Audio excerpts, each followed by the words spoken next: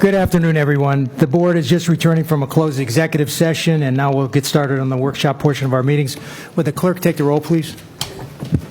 District 1, Barbara McQuinn. Here. District 2, Chuck Shaw. Here. District 3, Karen Brill. Here.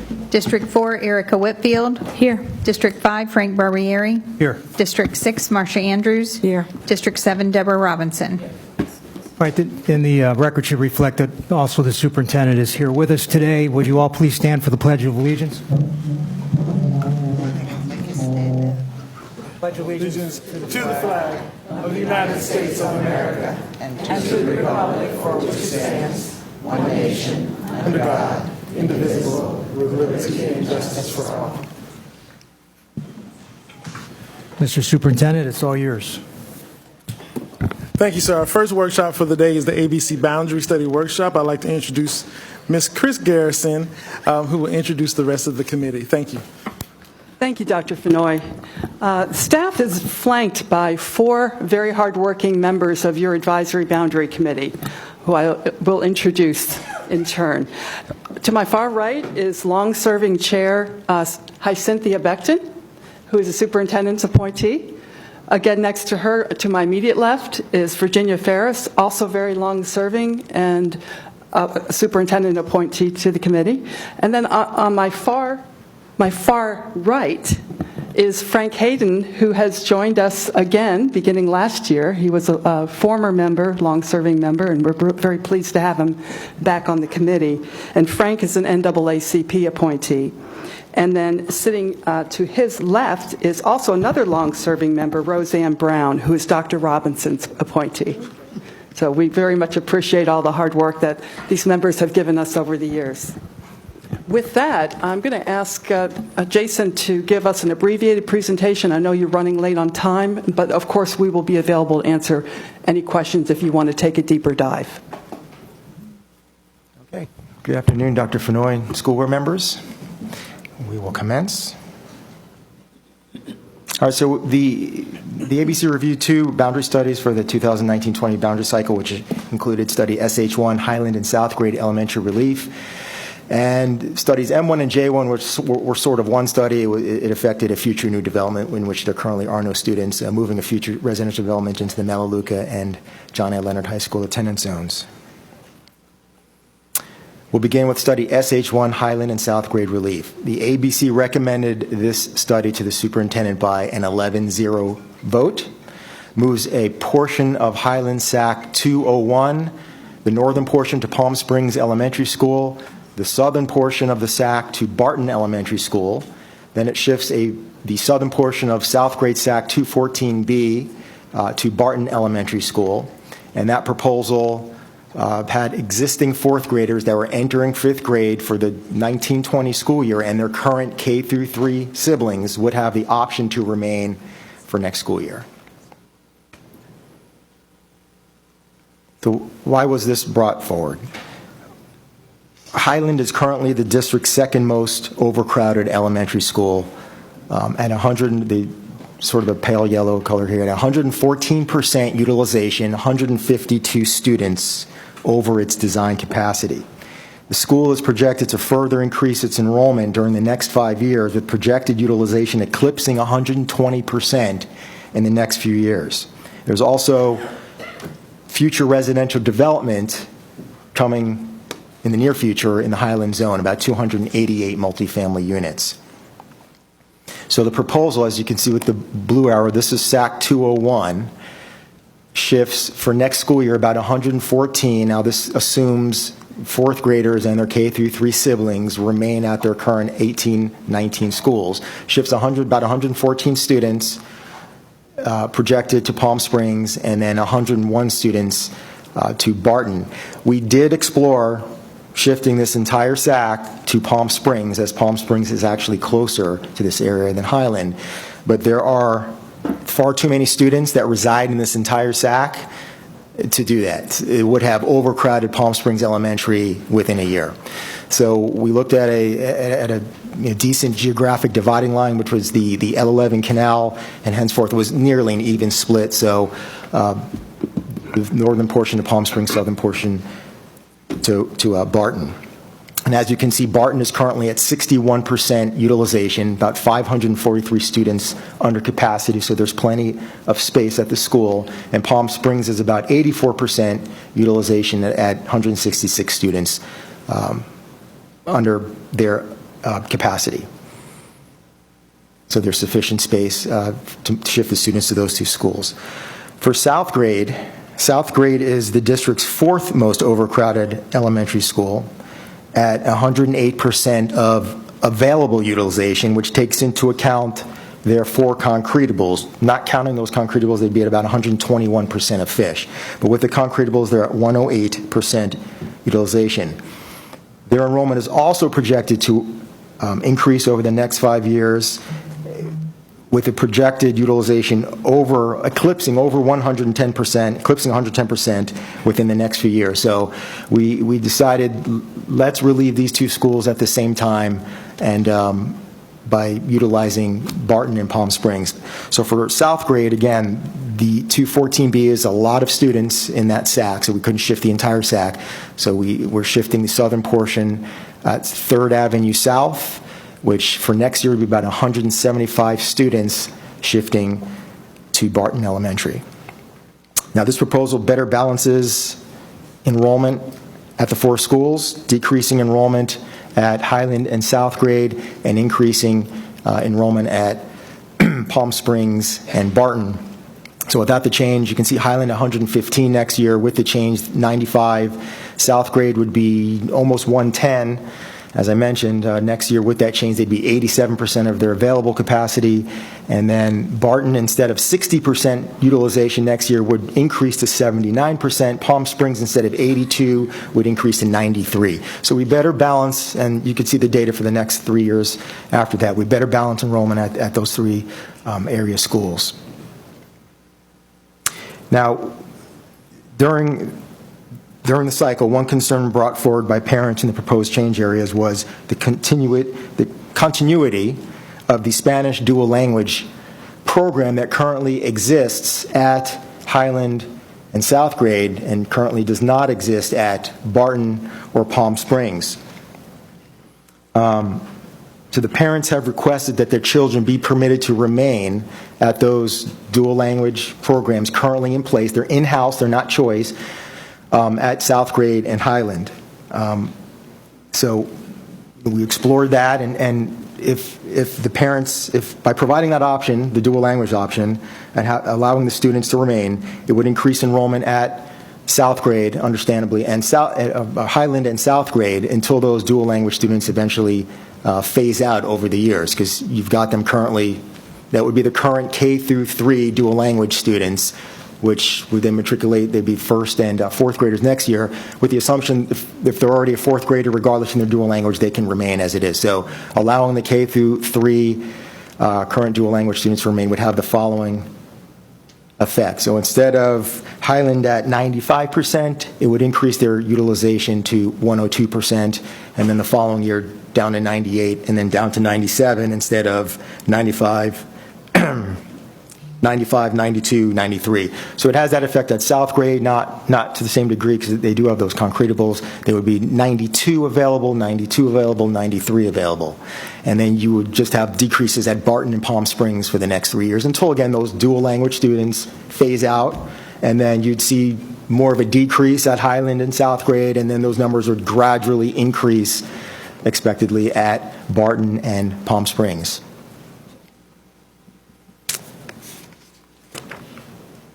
Okay. We will move on to the next study, which is... Mr. Lake, hold on a minute, Sure. see if the board members have any questions so far. Mrs. Whitfield? So one of the things that you said that I think deserves repeating for this area is the importance of developing a dual language program at Barton, because the children are not changing, just going to a new location. And I think these dual language programs are very successful and I think really needed. This is my community where I live. So the other thing that I think would be really valuable, just to put out there for Mr. Licata, who's sitting in the back, I think would be, hi. I think one thing about Lake Worth that seems to have been skipped over through all of our choice programs is that none of the schools really have an arts focus, and Lake Worth as a community has really been pushing the arts as really what they're doing and working towards. So this might be something that we think about for Barton to really make the families feel like they're getting something special by going to this school, because I know we are overcrowded at two of the schools. One is right on target for the elementary schools, and then the last one, Barton, is under enrolled. So I think, really thinking about what it is that we can make Barton more attractive would be, I think, a great thing to do as we're moving these children. Thank you. Dr. Robinson? So along the same line, I think that based on prior meetings, I think that Barton is working on developing not only dual language Spanish, but dual language Haitian Creole. But if I heard you correctly, South Grade and Highland are not choice dual language programs, right? They're in-house only. Correct. Right? Okay. So we would have to develop both of those dual language programs at Barton so that the children would be able to take advantage of that. And I love adding arts ideas. So, okay. And Mr. Oswald behind me is nodding. Let me ask you a question. The one that you mentioned, the split was at 3rd Street. Right. The other boundary changes I've seen in the past, usually the split is on a major thoroughfare where there's not a... So is 3rd Street a situation where kids on one side of the street will go to one school and their friends on the other side of the street will go to another school? Is that what we have in that split? It could be. The neighborhood even flows further south into 214A. So you may have, there unfortunately wasn't just a major thoroughfare with a sufficient number of students. So, it occurs across the district. You may have that situation occur. Is there a way to modify that in any way so we don't split up kids on the same street? It's the SAC that's furthest away from South Grade. It's just, South Grade has a small attendance zone, so the options are limited, especially looking at the numbers that were necessary to relieve the school. In the future, we looked for the more major of the roads in that community, and 3rd Avenue South was deemed the more, the best. So is that area going to be a bus, the transportation? Now, is there going to be 2 different buses going down that street, picking up kids, and one going to one school and one going to the other? From what I understand, there aren't any students that live in the South Grade zone that attend South Grade are on a bus, because they're all within the 2-mile walk zone. That's based on my understanding from the ABC meetings. Okay. And then Barton is also within the 2-mile walk zone of that area. So I don't believe there will be bus required, but we can definitely look into that. But I don't believe there isn't transportation now. I don't believe we're going to need transportation. Okay, so in the future, when the boundary committee is looking at these situations, can you kind of be, wary about splitting up a street where there's kids on each side of the street? Absolutely. Places? We are, yes. That's one of the things we look at. And it wasn't a discernible neighborhood where you've got that separate named neighborhood. It was a larger neighborhood that, as I mentioned, actually flows south down into the southern south of that 214A. So it's just a matter of so there's neighbors down there that actually attend Barton that that line was drawn currently at 6th Avenue South. So even within that neighborhood, you'd have students attending Barton. You're just going to have, it's just that line is just going to be moves further north. There's have additional students attending Barton. Okay. Mr. Thank you. Mr. Barbieri. Ms. Brill, then Mrs. Whitfield. Thank you, and I apologize if I missed you saying anything about this, but do the children at Barton and South Grade feed into the same middle school, or is this going to have any impact on the feeder pattern for middle school with the changes that we're proposing? No, it didn't have an impact on the feeder. We did look at that. That's in the study. Yeah, they both feed to Lake Worth Middle, so it won't affect. Thank you. Mrs. Whitfield? I just wanted to correct Jason, because if I don't, I'll get yelled at by my neighbors. There is a very distinct neighborhood that is being split by that 3rd Avenue South. It's called the Downtown Jewel area, and so the top 3 streets are part of it, and then all the streets underneath of it that go down are definitely part of it. So that it is a neighborhood that identifies itself as one unit there. That being said, I don't think it's a terrible thing because North Grade is not overcrowded.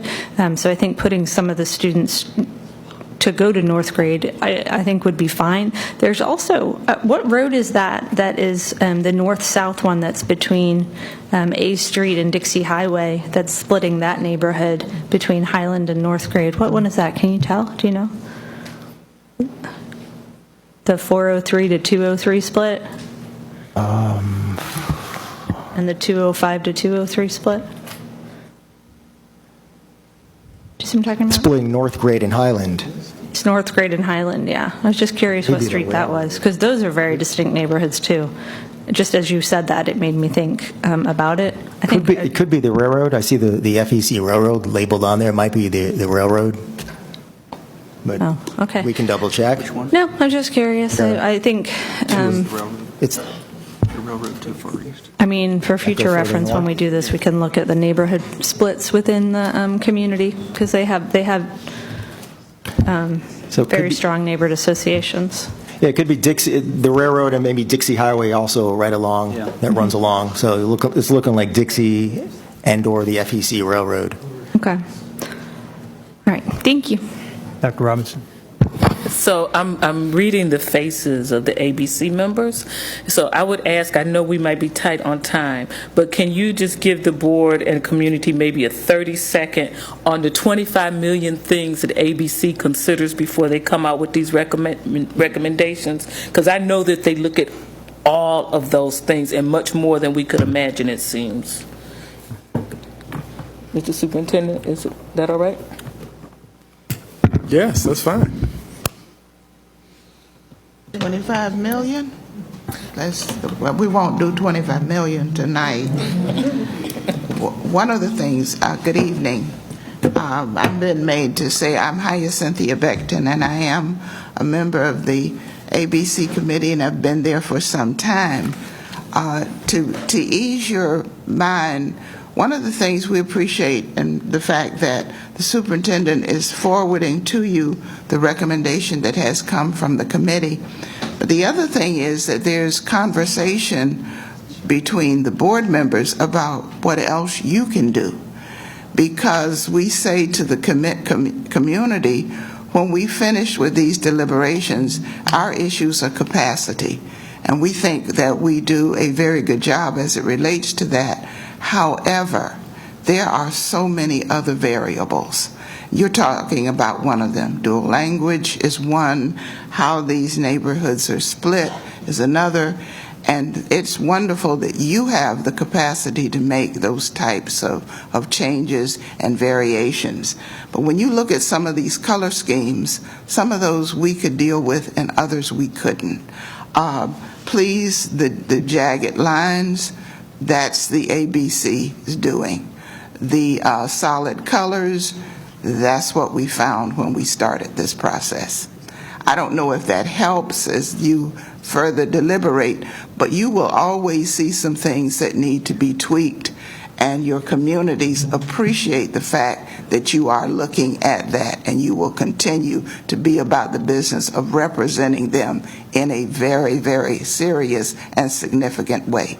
I thank you, and I'm certain that your communities thank you. Mrs. Whitfield? I just have to say, one of the things that has created this problem is because the schools are so popular. And that's a huge, wonderful thing. I would like to end this on a positive note that Highland and South Grade have become so popular that they're overcrowded. That's a wonderful thing. The principals are amazing. The programs are amazing. This is what we want our schools to do, is that people go to their local school. So I'm proud of them. I really am. And I just want to say, great job by the principals, because people love you and they want to be there. So excellent job. And I don't want that to be lost in this conversation. Thank you. Thank you. I think we can move on to the next one. Yes.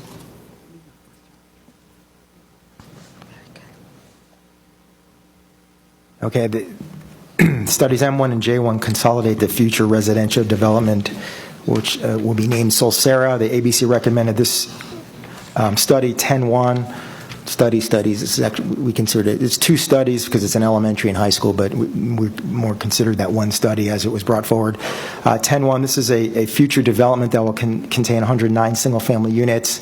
It's located just south of Southern Boulevard, and why it's unique is because it's split. Jog Road will split this future development, which you don't see that major road splitting a development that often, but this will be split at Jog Road, with 53 units being contained in the western portion, west of Jog Road, and 56 units east of Jog Road.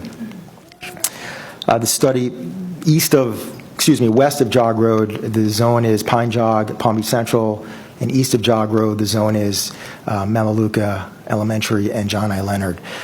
So we looked at the utilization, the projections, the capacity of those schools, feeder patterns, and determined, based on the available utilization, the projected utilization, that we were going to go ahead and propose to consolidate that entire smaller developments, that future development. Again, I want to reiterate, there are no current students residing there. The first students are anticipated to reside in development for next school year. But the study will consolidate the entire development into the Melaleuca and John I. Leonard High School zones. The middle school is not affected. It's Okehili, regardless of which side of Jog Road. This area may be impacted by the future setting of O. Boundaries that's right in that central corridor where we're in need of all that relief, Palm Beach Central, John I. Leonard, and the schools all within that central area that will be relieved when O is constructed in the near future. So things could change when the zones are set for O. This is the elementary portion. There's highlighted in red is where the future development will be located. The arrow showing the shift. In green is the Pine Jog zone, and blue is the Melaleuca zone. So both schools are located east of Jog Road. So regardless if it was Pine Jog or Melaleuca, the students are still going east of Jog Road. And then for the high school, there's a development. It's just a more zoomed out view because the high school zones are larger, but that would be the area shifted. The area from green is Palm Beach Central to John I. Leonard is the proposal, and that would move the entire development into singular elementary and high school zones. This was the lone dissenting ABC vote was of the opinion that with new high school O opening in the near future and associated wide-scale high school attendance zone changes, that this area be best left alone until the O attendance zone is established. So that was the concern of the lone dissenting ABC vote. Mrs. Burrow? Thank you. And to the superintendent, I hope that we will make sure that we communicate with the developer which schools the children are going to be zoned for in advance, because I'm sure the committee remembers Lyons Road. We had the attorney for the developer coming in here and upset, and I've gone into new developments and found them advertising the wrong schools. And even though I implore the developers and realtors, do not sell a house based on the schools they're zoned for, it continues to happen all the time. So we do need to make sure that we take a proactive approach and let the developer know, so that when we go in there, we don't find their marketing materials saying that they're going somewhere else. Thank you. And we have communicated with the developer throughout this process to let them know of all the meetings. And Any other questions? Okay, I think we're through, but before you leave, I just want to, the Boundary Committee is a special committee because I've appointed to that committee, and usually people get burned out after 2 years because you take all the heat for us, so because you make the hard decisions, and then, we're kind of behind a bulletproof dais up here, so, you guys are out there with the folks, so I just want to, on behalf of the board, thank you, especially you two that have been there forever, because it takes the really thick skin to put up with all of that you put up with on it, because there's nothing more important than a parent about where their kid's going to go to school. And when you start messing with that, I just went through that at Calusa, so I know how painful it is, and it can get bloody. So thank you very much for the hard work. We appreciate it. Thank you very much. Dr. Fenoy, I failed to do something at the beginning, if I could. I would like to introduce a new member of our team, Patrick Sipple. He's our new demographer, and we stole him from Broward County, where we also stole Mr. Link from a number of years ago. So we're glad to have him on our team. Thank you. Thank you. As the team transitions and the Deputy Superintendent Keith Oswald and his team makes it to the position. Oh, we have speakers? Okay, never mind. I'm wrong.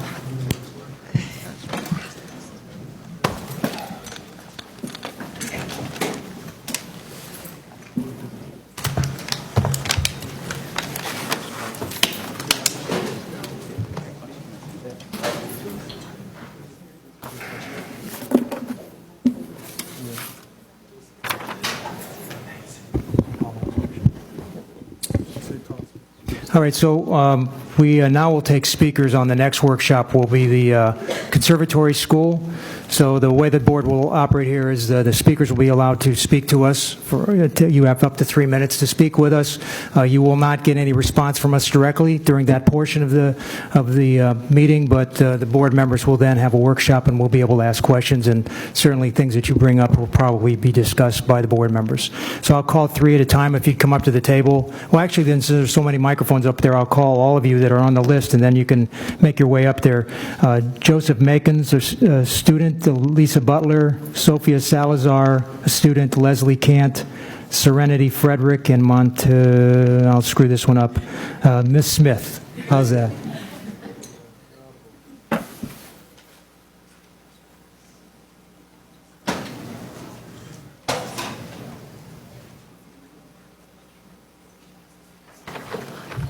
Any one of you can start, but just please state your name for the record when you begin to speak, and then watch the clock there in front of you. It's set for 3 minutes. And pull the microphones very close so we can hear you well.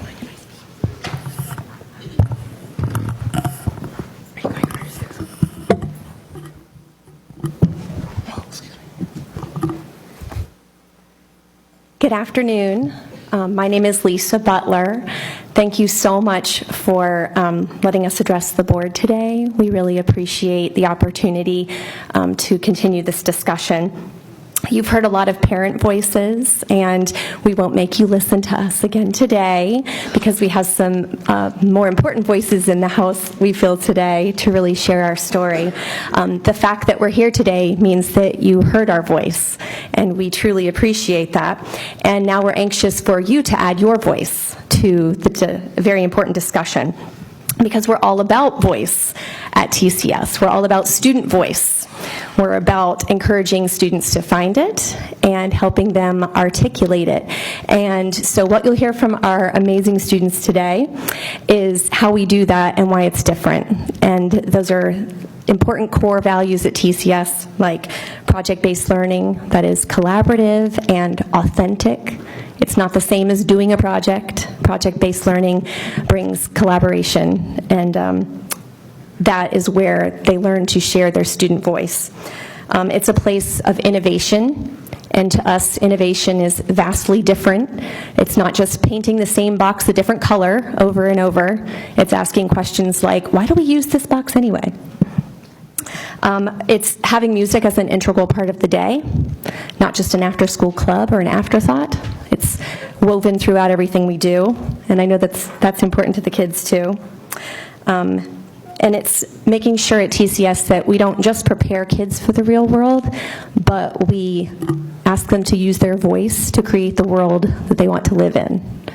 And that is what we do differently at TCS, vastly differently. So they just want to continue to learn that way. And so at this point, I will humbly quiet my voice so that you can hear theirs.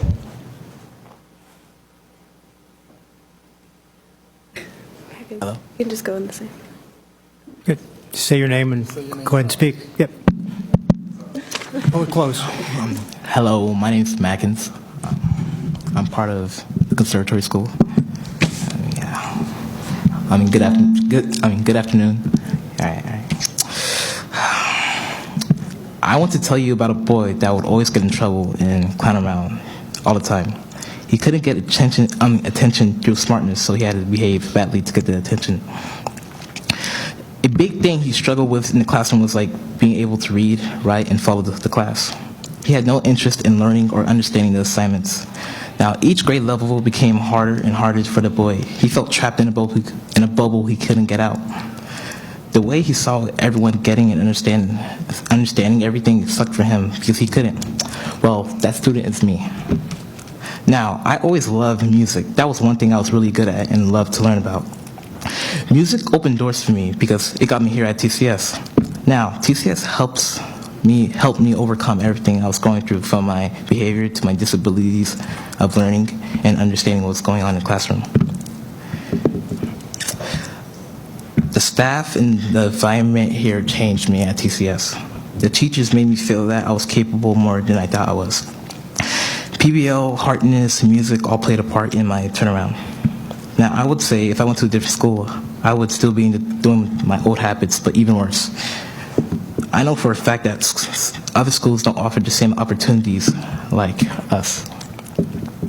Now, my name is Mackins. I'm a student, athlete, and musician, and more importantly, part of the family here at TCS. TCS is a comfortable learning environment where the staff and the people make you want to come to school and make things more enjoyable. The teachers here get to know everyone, and PBL makes us work in teams and actually really think deeply about the challenges that is going through the world. We use a style of learning called Harkness, which allows us to think deeply about the text and help us communicate our ideas with our peers. Both of these things give us life skills by learning how to work together, think critically through multiple situations. I used to struggle with reading and communicating with other people. Harkness helped me with my reading disability as well as talking to others. A Harkness discussion to me is being able to be free to share any idea without you being judged and you having peers to help you understand the content that is given. Student collaboration was also a weak spot for me, but now it's not. I excelled at being able to be independent and to stay focused. Now, if I look at my old self, I would ask, how is this even possible to get where I am? The reason is the TCS family that I'm part of. Now, the reason we need this high school is because we need to give these opportunities and experiences to the other students like me. Thank you.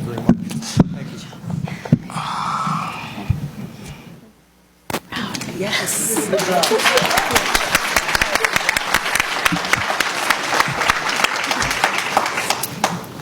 Hi, my name is Sophia Salazar. I am in 7th grade and I have been going to TCS for 8 years. I am a student and a musician and I have been playing the cello for 6 years. To me, TCS means family.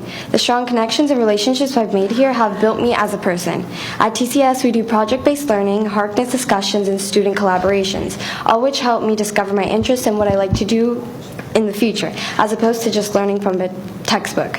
Project-based learning helps us share a voice. We'll usually learn about an issue or controversial topic regarding our community or everyday problems. We make projects to spread awareness or a point of view. Earlier this year, we made 5-minute documentaries talking about issues hurting South Florida's ecosystem. Many students, including me, discovered we enjoyed filming. Last year, my group built bridges out of wood, and now engineering is something I would consider doing in the future. TCS has presented me with various opportunities and learning experiences. With help from teachers, me and a couple of students got into Duke Tip, a program where students can explore challenging work to thrive academically. Many students participated in a school bus media contest where we made underage drinking prevention posters. 2 students at TCS were chosen as finalists. Lastly, TCS has allowed me to travel to different places. At my time at TCS, I have gone to DC, Virginia, and various nature parks in South Florida. This is what I think makes TCS all the more special. I think we need a TCS high school to continue this passion us students have for the arts and an amazing learning experience. Thank you. Thank you. Hi, my name is Serene Frederick. I am a Black African American. I speak English. I am a student, a musician, a public speaker, one of 4 volleyball captains here at TCS, and an overall creative person. TCS is a home for me. It's a place that when I come to school, I am going to be surrounded around people full of love and care. TCS is such a home to me, I never want to leave it. You can ask my mother, no matter how sick I am or how hurt I am, I still don't want to leave that school. The foundation that's built there, the culture, the positive atmosphere, it'll make you feel the same way.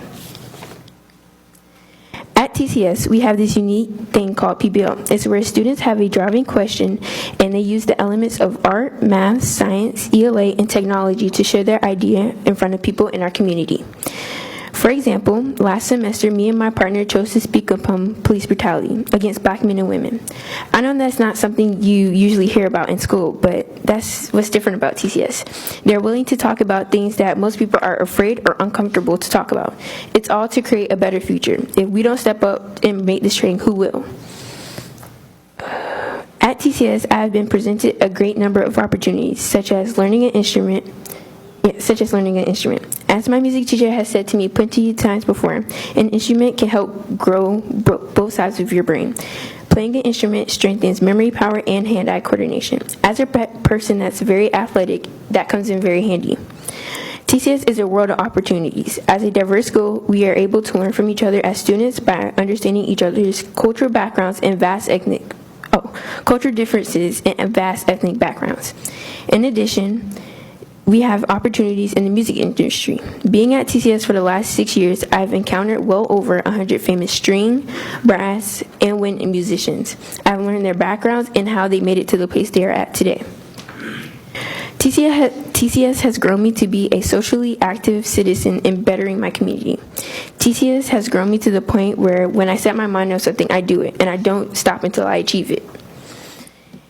Every year, students are offered to travel all over the U.S. For example, we have traveled to New York, San Diego, Georgia, Virginia. While visiting these places, we have been to museums and different colleges. Having these experiences gave children who weren't interested in attending college before a different view, because they were able to see what type of opportunities they can get out of college. There's no school like TCS that gives students that opportunity to see further than what they've seen before. If these statements before didn't explain why TCS needs a high school, I don't know what will. TCS is a home that every person needs. We shouldn't deny a person of a life full of opportunities, just like TCS. Thank you.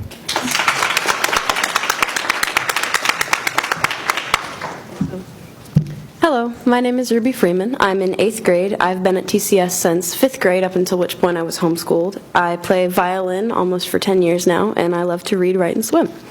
To me, TCS is a unique learning environment. It's helped foster my love of learning and show me so many different kinds of ways to approach the ideas of learning itself, like PBL, like they all mentioned, and through Harkness discussion, through exhibition. It's helped grow my public speaking skills, which is coming in handy right now, and through different kinds of discussions, the type of work that we do where we can communicate with other people and express what we've learned in a passionate way.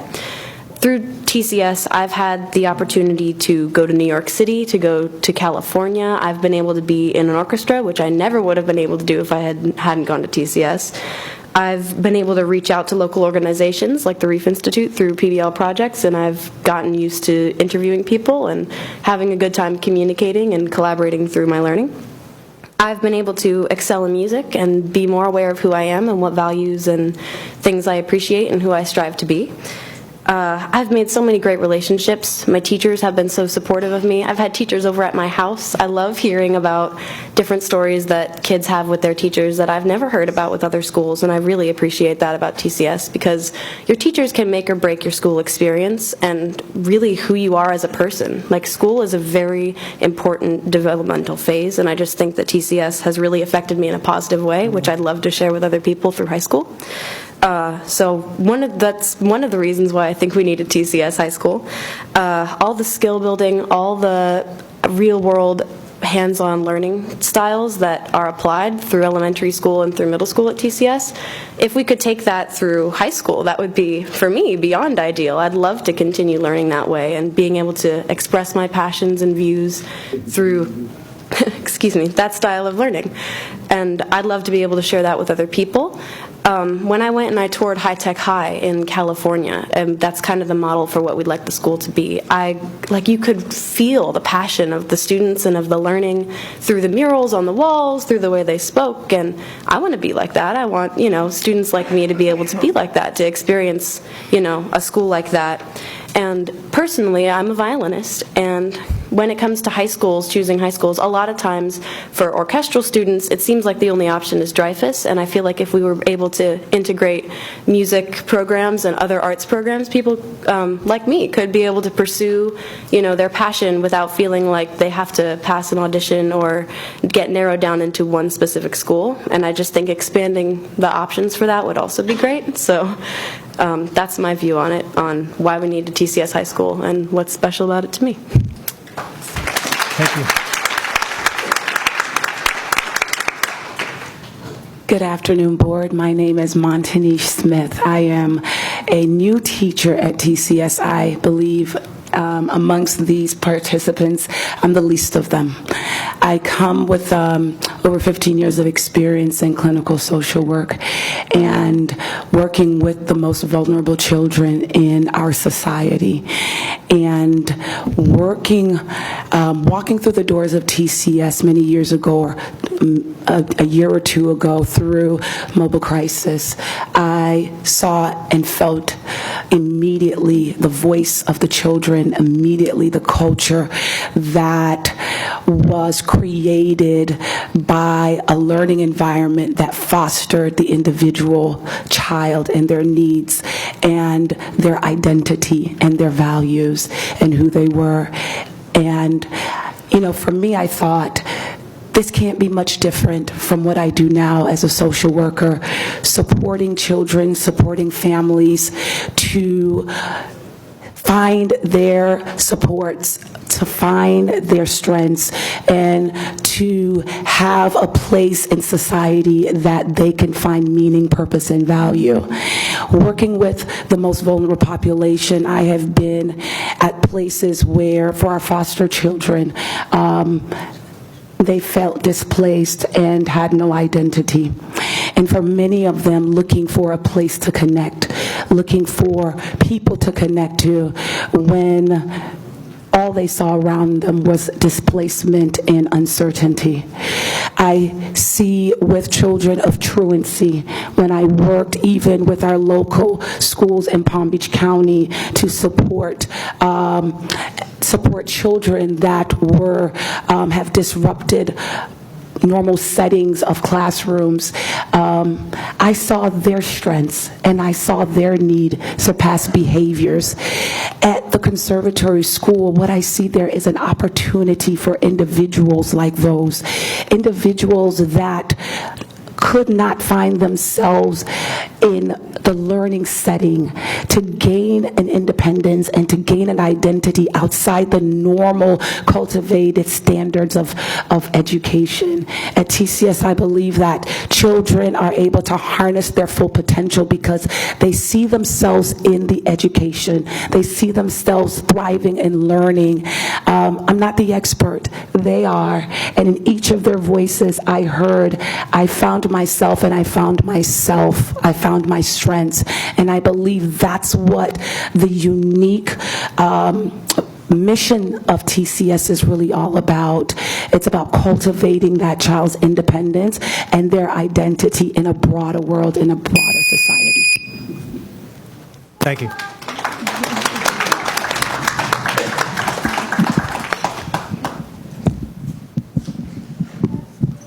Hi, my name is Leslie Kent. I'm a parent of a first and fourth grader there. I also volunteer. I understand the strong desire for this music project-based high school, similar to High Tech High and what they're describing. I have children that are only getting older. However, I would like this workshop to focus on how to accomplish this at a more appropriate location than at our Anchorage campus. The conservatory school was designed and built as an elementary school. It's North Palm Beach Elementary, with an emphasis on early introduction to violin. The last 5 years, we had a choice opened up with middle school and then high school Even with the reduction of the high school to a few students this year, we are at 136% over capacity at our school.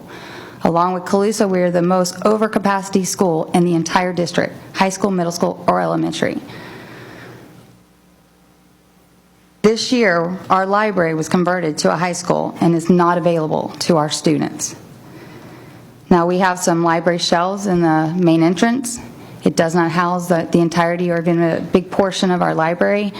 Very limited time, children can come and check out books there, which means young children walk across the street to North Palm Beach Library. This is a short walk, but is an unnecessary risk and time away from instruction. And if you don't get enough parent volunteers, that trip is canceled. This year, kindergarten, first, and second grade no longer have strings. It was taken away from them. Third grade is their first introduction to strings, and by fourth grade, you either are excelling at it or you move on to another instrument or vocals, which means the beginning of fifth grade, as you audition for these choice programs, these younger children no longer have the same opportunity that these kids sitting here today or that my older son has as they audition for this, because they haven't been given the same opportunity. They're unprepared. The cost of having a choice program should not come at the expense of our younger children. The resources in space are just stretched too thin. I ask for support of this high school. These are separate issues. I support this model of this high school, but at an appropriate location. I think that the discussions of conversions to a charter school is completely inappropriate. It should not even be on the table. And on future, I think we need to start talking about remedy of the overcrowding and how it's affecting the entire population. Thank you. Thank you. At this time, as the dais transitions, first of all, thank you all for coming out today. Let's give our children another round of applause, please.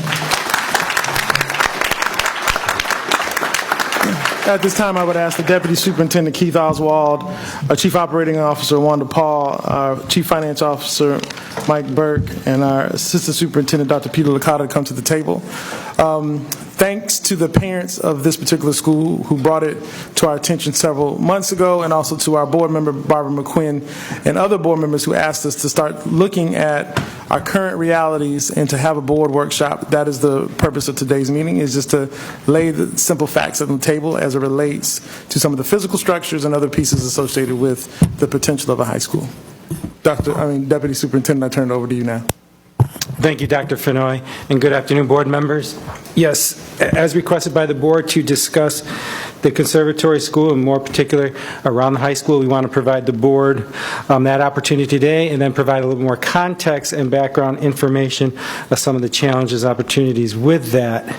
First, talking about the why, I think the students clearly articulated just recently the why and what occurs at TCS. Back in 2010, the music program was started under Terry Stuper's leadership. Focus was to democratize instrumental music. At that time, the school was underutilized with 430 students. Demographics there were 74% students of color, 9% white. It was 86% free and reduced lunch. The music program was put into place to provide an excellent instrumental music program for all students regardless of their ability to acquire an instrument or pay for private lessons. The Y includes providing opportunities in project-based interdisciplinary learning where students develop strong collaborative communication and critical thinking skills. TCS Music and Innovation Program developed to balance student experience in the arts and sciences, including access to engineering industry certification. And we talk about the high school also to provide the ACE curriculum to really broaden students' opportunity to have a college and career readiness access curriculum.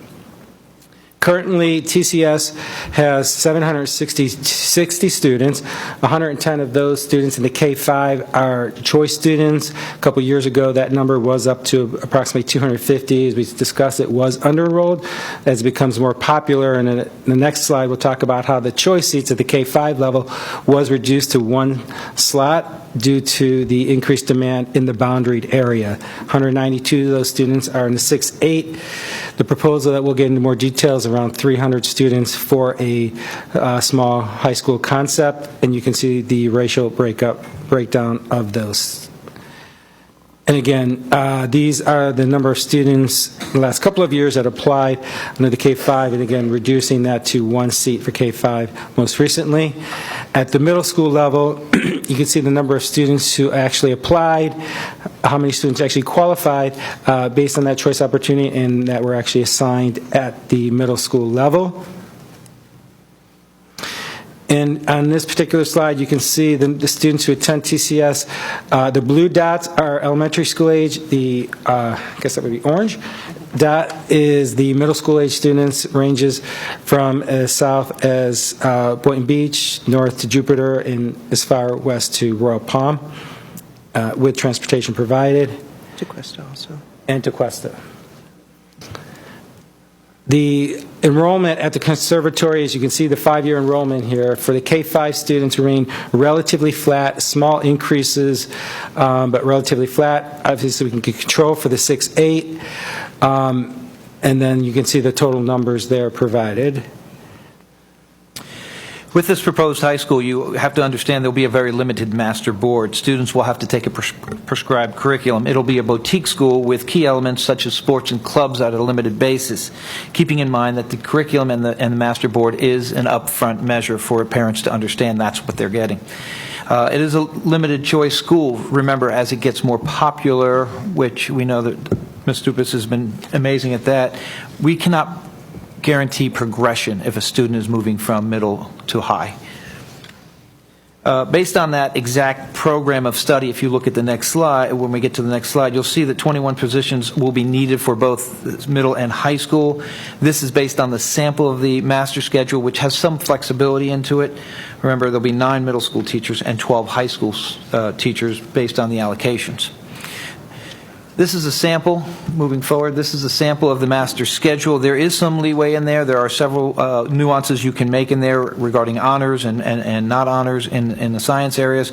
But remember, there is engineering industry certifications in there, and this is going to be somewhat static as you maintain that number of teachers along with the master schedule. Again, the limited offerings for acceleration is existent, but there is opportunities for acceleration as well. Obviously, the challenges are scheduling. There's the difficulties of moving that many students through high school with that little number and meeting the diverse learning styles of all those students. Remember, multi-level certifications for teachers is always a concern or an issue as we move through. Many of those teachers will have to be teaching multiple subject areas.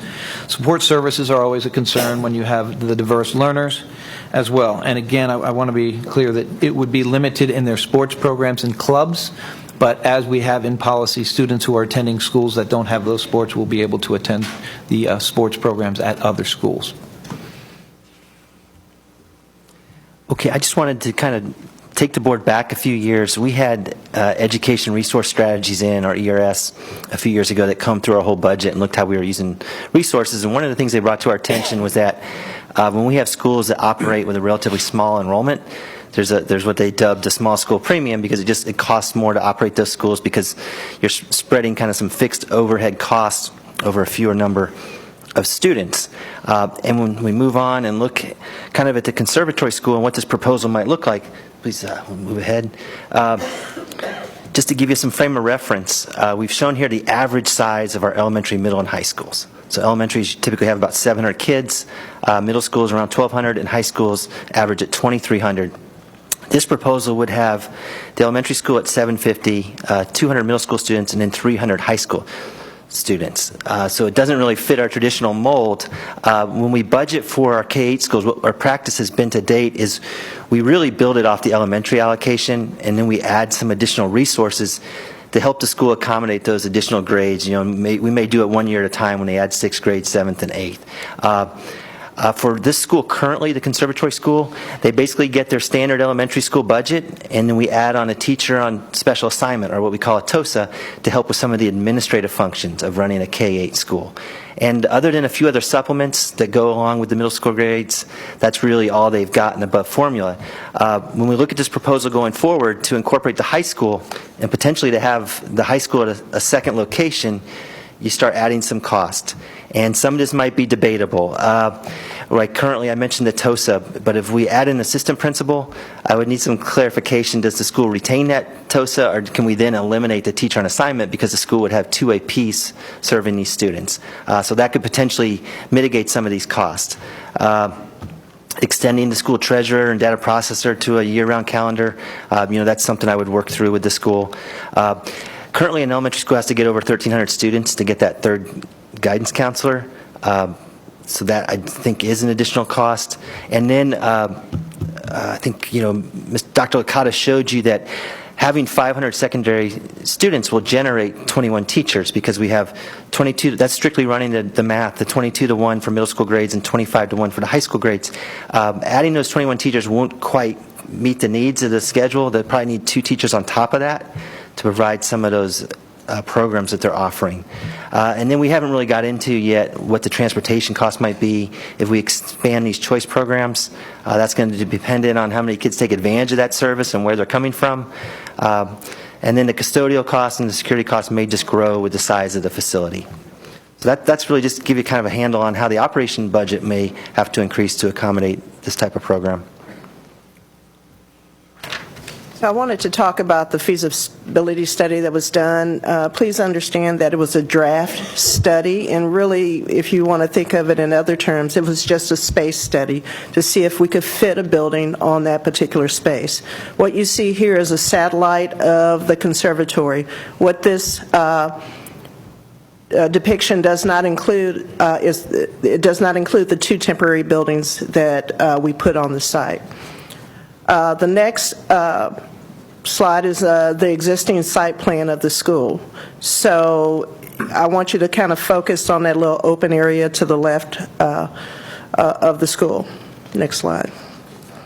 So the intent of the feasibility study is to determine if the existing property could accommodate a new facility construction for the proposed 9 through 12 capacity program. So we were trying to figure out if we could site a new building on the existing site with respect to the existing core. Core components are things like the media center, the library, the cafeteria, those common areas where the kids go to for other instruction and so forth. And then we had to look at on-site storm water drainage and the enlargement of that. In addition, the amount of parking spaces we needed to accommodate staff, existing staff, visitors, and when you're talking high school, you're talking high school drivers. We asked them to evaluate the possibility of constructing an expansion that might also remedy the overcrowding that is currently happening at the site for the pre-K through 8 program. And to see if we would actually be able to get Florida Department of Ed approval for a new building. As you know, we just went through an exercise with that for our Boca Elementary School. And that was over about a year-long process trying to get that school. This was a space availability study and not an educational delivery method study. It generally did not account for operational concerns and educational adequacy. Next slide. So the existing capacity, I wanted to give you kind of a history of the building.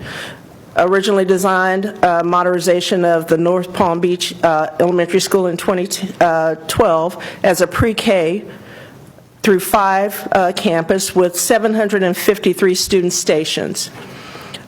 Standard school curriculum initially. Arts program was added during the end of the design process.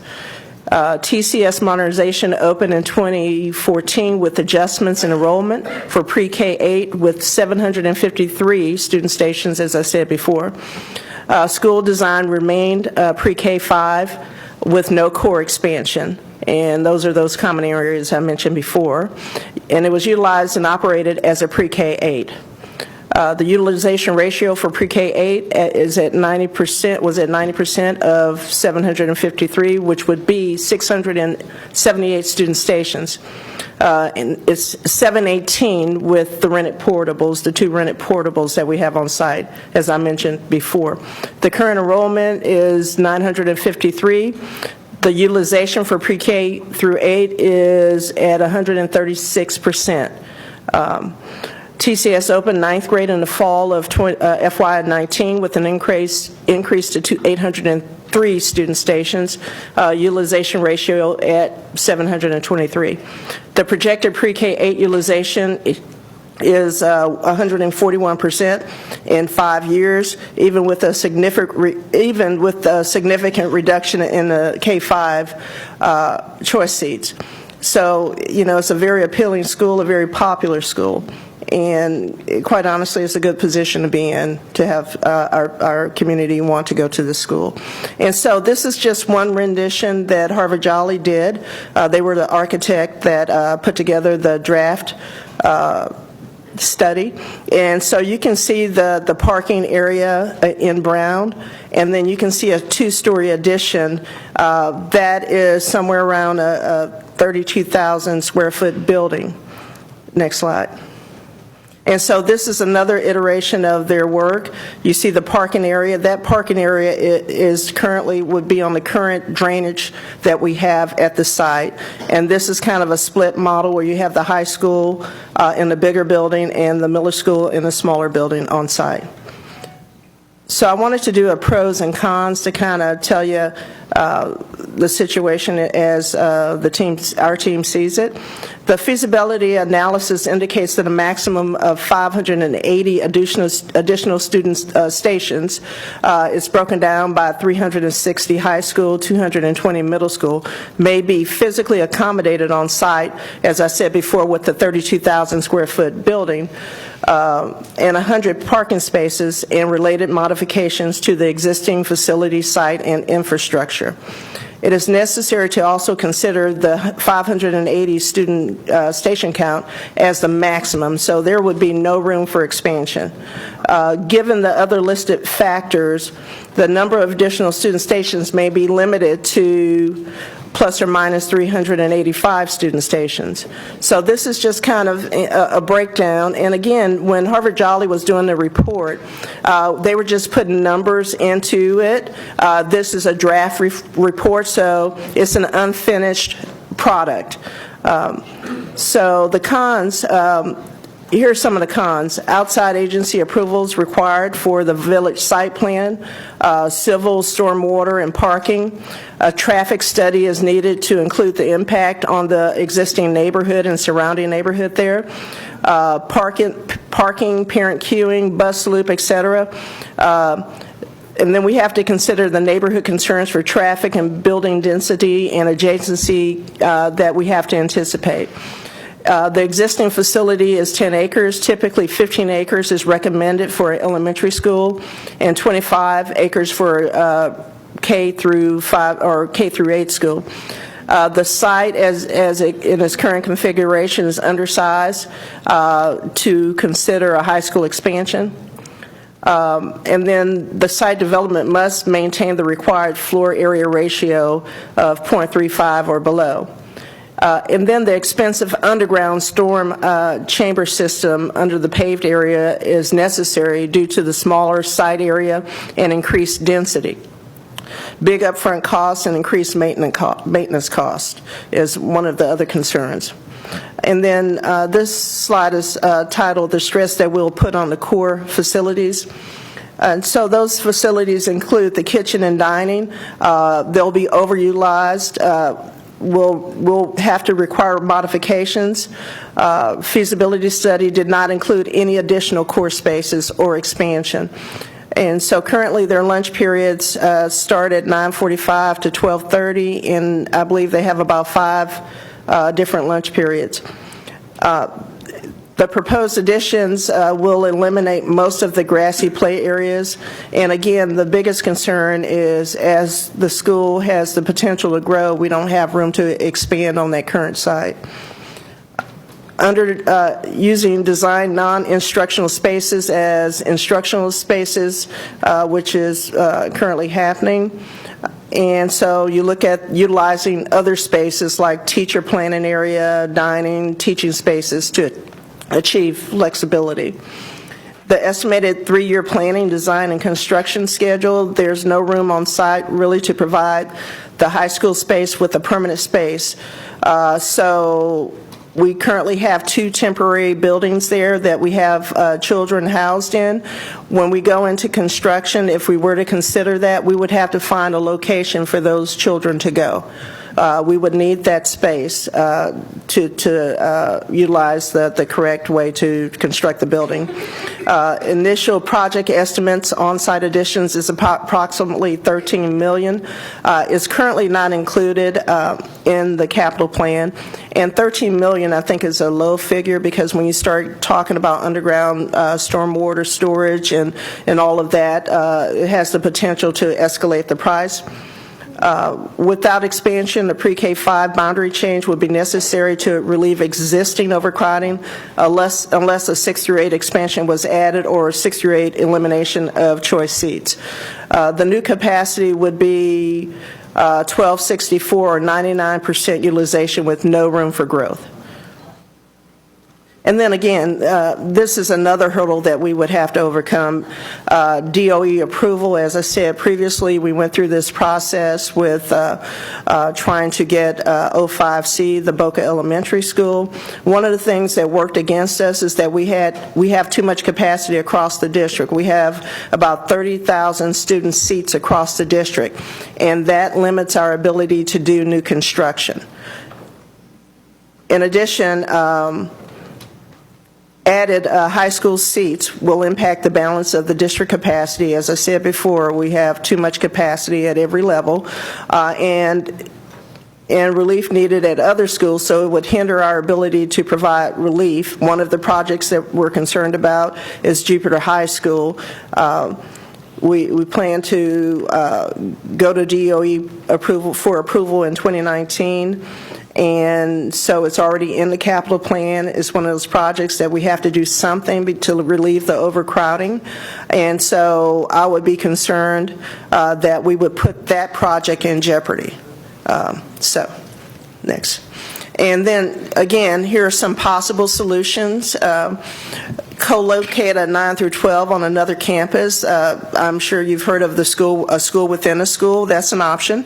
And then close and possibly close and repurpose an under-enrolled middle school nearby. So those are the 2 options that we as a team came up with. This time we'll turn it back over to the superintendent of the board for discussion and any questions that they may have. Thank you, Mr. Chair. Start with Mrs. Whitfield, then Ms. Brill, and Mr. Shaw. Thank you. I just wanted to say a couple of brief comments. I had the opportunity to go and tour today with Ms. Butler. And I went over, I've been to the school a few times, but I went this morning, which I think, was able to really get a very fresh perspective on this amazing school. The first thing I want to say is compliments to Ms. Stupas, because everywhere she goes, everything she touches turns to gold. It is really an evident of her amazing leadership that people love going to school there. The other thing I'd like to mention is she also has teachers follow her religiously from school to school, which is an impressive duo to have both parents love you and teachers love you. So big compliments for that.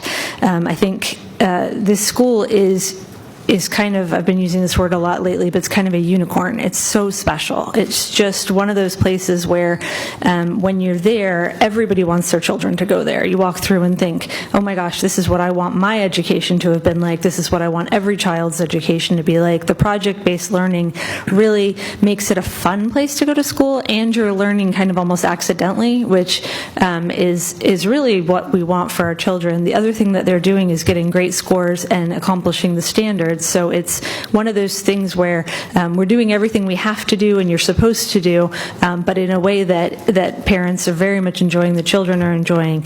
I think all those things are great. A couple of things you guys mentioned that I would like to push back on. The first thing I'd like to say is that it is actually not a small school. I would argue it is way overcrowded. I agreed with the parent that came up and mentioned that the 5 lunch periods to me is completely unacceptable. It's a tiny, tiny cafeteria, and having students start lunch at 9:45 is really breakfast, and I don't think that we're really doing a great job. The teachers have to then deal with students being hungry a few hours later, and that impacts time that we have in the classroom and impacts the burden on the teachers. So I think that is a real challenge. The other thing I'd like to say is I think the reason the parents are here is because of the way of learning, not the location. I don't think we need to jam more students into that school and or take away play spaces. That would go against everything that I believe about schools, is that we need outdoor space and time and the ability to get out of air conditioning sometimes. So I think putting them on that campus is too much, but I like the idea of going to a new location. The only problem is I don't know how we clone Terry. So taking her and trying to have her cover 2 schools I think is too much. However, I do think there's probably opportunities to grow leadership that could teach like this. Personally, I would like to see this type of programming not just at the conservatory school, but throughout the district.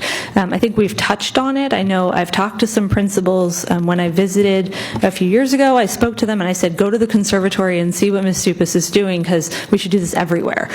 Some of them have gone, they've taken some of these practices, but I don't think that they've taken it in such a big way that it has really had the effect that the conservatory has had. So though we are touching on it in other schools, I don't think we've really got the full culture in any of our other schools. There's a few that are doing it, but I think the way she's doing it is really special.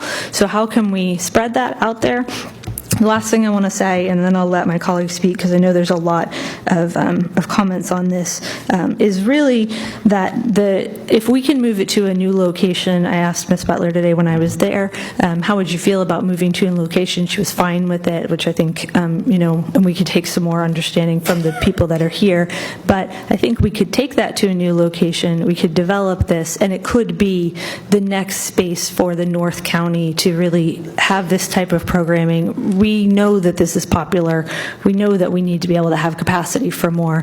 I don't think it has to stay a 75 kids school. I think it could go to like a Dreyfus level, which is closer. I think right now we're at 1,400 students. So I think it could go up to that level, and you could still have the fidelity of this program.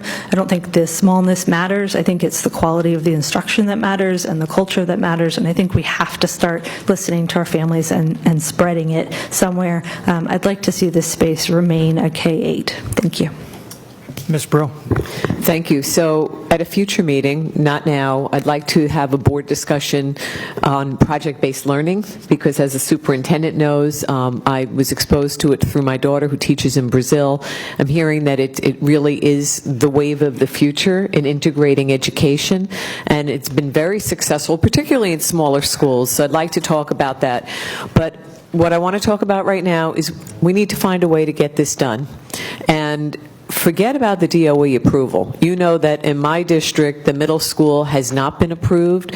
I've been keeping my community quiet. They're going to erupt one day. So we're going to have to find an answer, because we have terribly overcrowded middle schools and now no place to put the children because we closed Odyssey. So that to me, we have to find a way to think out of the box. And so now I'm totally intrigued by the possible solutions. I think they're great and right on. I didn't even think about it until I heard it here, but I went to a high school where I was in their first school within a school. And it really is a model where if we have some place that's under-enrolled, a school that's under-enrolled could work very, very well. And we really felt, our learning experience was unique, and yet we got to share the campus with those in the regular program. And, there's certain things like, PE that you would do together and lunch, but it was a fabulous experience for us. And then the other thing is repurposing. So where I agree with Ms. Whitfield, we don't have to look at cramming everybody on the same campus, but I would like to get a commitment tonight that we're going to find a way to get it done. I do like both possible solutions. I think you're thinking out of the box, and I appreciate it, because I just don't see DOE going along with any plans for us to build, especially when I'm living in an area that's overpopulated and they're telling West Boynton that you can bus your children to East Delray or to Riviera Beach. So the likelihood of them allowing us to build new, it's probably just not there. But let's find a way to get it done so that these students can continue. So, I'm next, so I'll take it until Mr. Barbieri gets back. There were a few items that I think we need to consider. One of them is, as staff did the analysis of this, was there consideration of the impact that teachers, and I think that Dr. Okada talked a little bit about it, the fact that teachers may be having to teach multiple planning issues where they may have to do several preps. And right now, the situation may be good at the school where a teacher's willing to do 4 or 5 preps, but at some point in time, that could sour real quick and we'd end up in a real problem. So I have a real major concern of a small high school and even beginning to address that, because I think that opens up lots of problems that we haven't addressed. I think there should be also consideration to third option. I didn't see anything or hear anything that said that, what about just opening a program similar to this in one of our existing high schools? Why do we need to move and relocate it if this program can be replicated? And that really is a big issue for me, is whether or not the board needs to, this is really a policy decision. Right now we're talking about one school, a small group of students, where this has implications absolutely county-wide on every school. And I think that the decision we make needs to be based upon what's good policy on this for the whole district. Are boutique schools the direction we want to go? And what are the implications of this? And the other one is that I really do have a major concern about the fact that this model and the location of adding, the co-locating on the same campus by adding facilities is going to restrict so much the K-8 program that's in that school, and could create problems in the future. Thank you. Mrs. McQuinn. I had so many things on my mind I forgot when I raised my hand, but they will come up as I get to them. The first is that there is good research about student academic achievement, but going back to they feel involved when they're doing true project-based learning. And I've told many of, I don't know, people. I have so many things I want to say. But anyway, I've told so many people that particularly at the elementary and middle grades, the International Baccalaureate insists that you have project-based, inquiry-based learning. But I'm going to be the first to tell you, I don't think we do that with integrity, not the programs that I have visited. Way back when we brought the first program to Palm Beach County, and I was an assistant principal at Suncoast when we opened the school, we truly had, I conducted the learning teams that were comprised of the academic teachers. We put ourselves in the place of being a student and what's happening to me. So, but really, we have not done we've done, as I forgot one of the speakers said, we've done projects, but we haven't done true project-based learning, and I think we are very much missing the boat if we don't follow up with that. I also have told the superintendent, and I promise you this is not a predictor of anything, but I have said to the superintendent in the past, and I said it to Dr. Avosa in the past, that whatever Terry Stupas builds, build it and they'll come. Whatever Terry Stupas builds, People are going to come. That's just the history. So I'm throwing that piece out there. And yesterday, when I will tell you, when I visited the school and I haven't seen the middle school yet. I've only seen the middle school at night with project presentations, but the elementary school, I'll tell you, 0 students were unengaged. I mean, 0. I don't typically look at what's happening with the teachers in a classroom. I look at what's happening with the kids. They were engaged, and the teacher was with kids. It was amazing. I mean, everyone. And I'm not telling you we don't have that across our district. We certainly do. But this was like 100% of the teachers were with kids. And when the few would come up to the teacher, I think they were all female in this, interesting. Sorry, I told you, stream of consciousness, I just have to do it. But a few kids came up and they had a question. And the teacher was so respectful in saying, would you just give me a minute? Because she was talking to me. And every student knew the teacher was going to get back to them. So it's an incredible model, and it has to be replicated. Whatever happens with this particular situation, it happens. The board and the superintendent will decide. First time we've been able to talk to each other, but I just know, we're so good. I mean, look how high performing we are as a district. This can be that next step.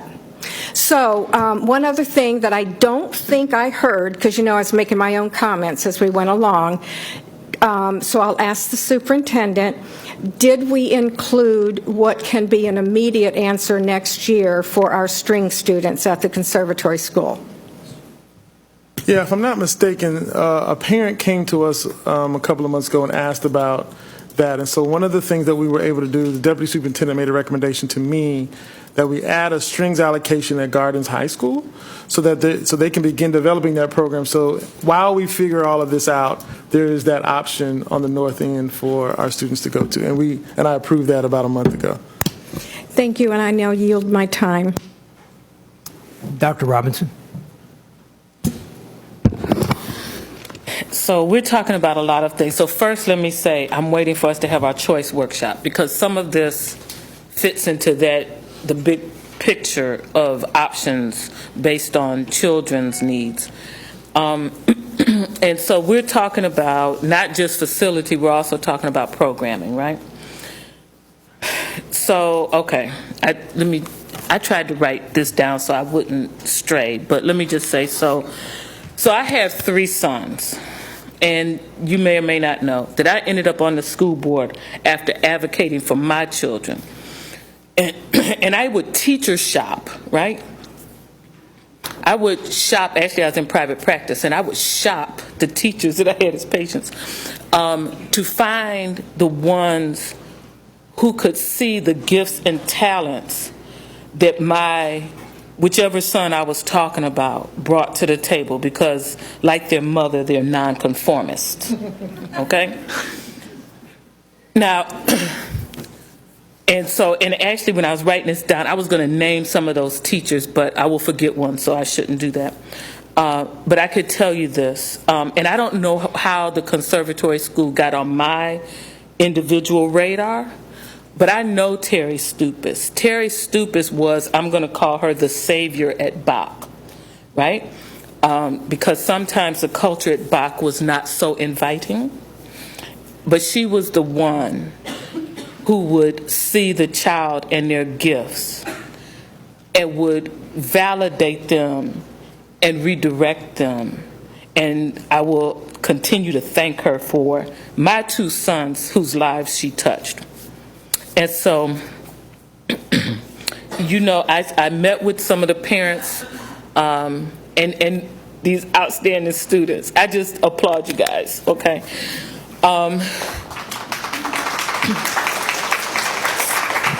So I met with them and I tried to type up my notes and I shared my notes. The one thing that I want to say, one of the teachers that spoke then said, "We see race." Okay? I cannot tell you how big that is. right? While so many people walk around and try to act like we're all like some non-racial identity, they see race. And guess what?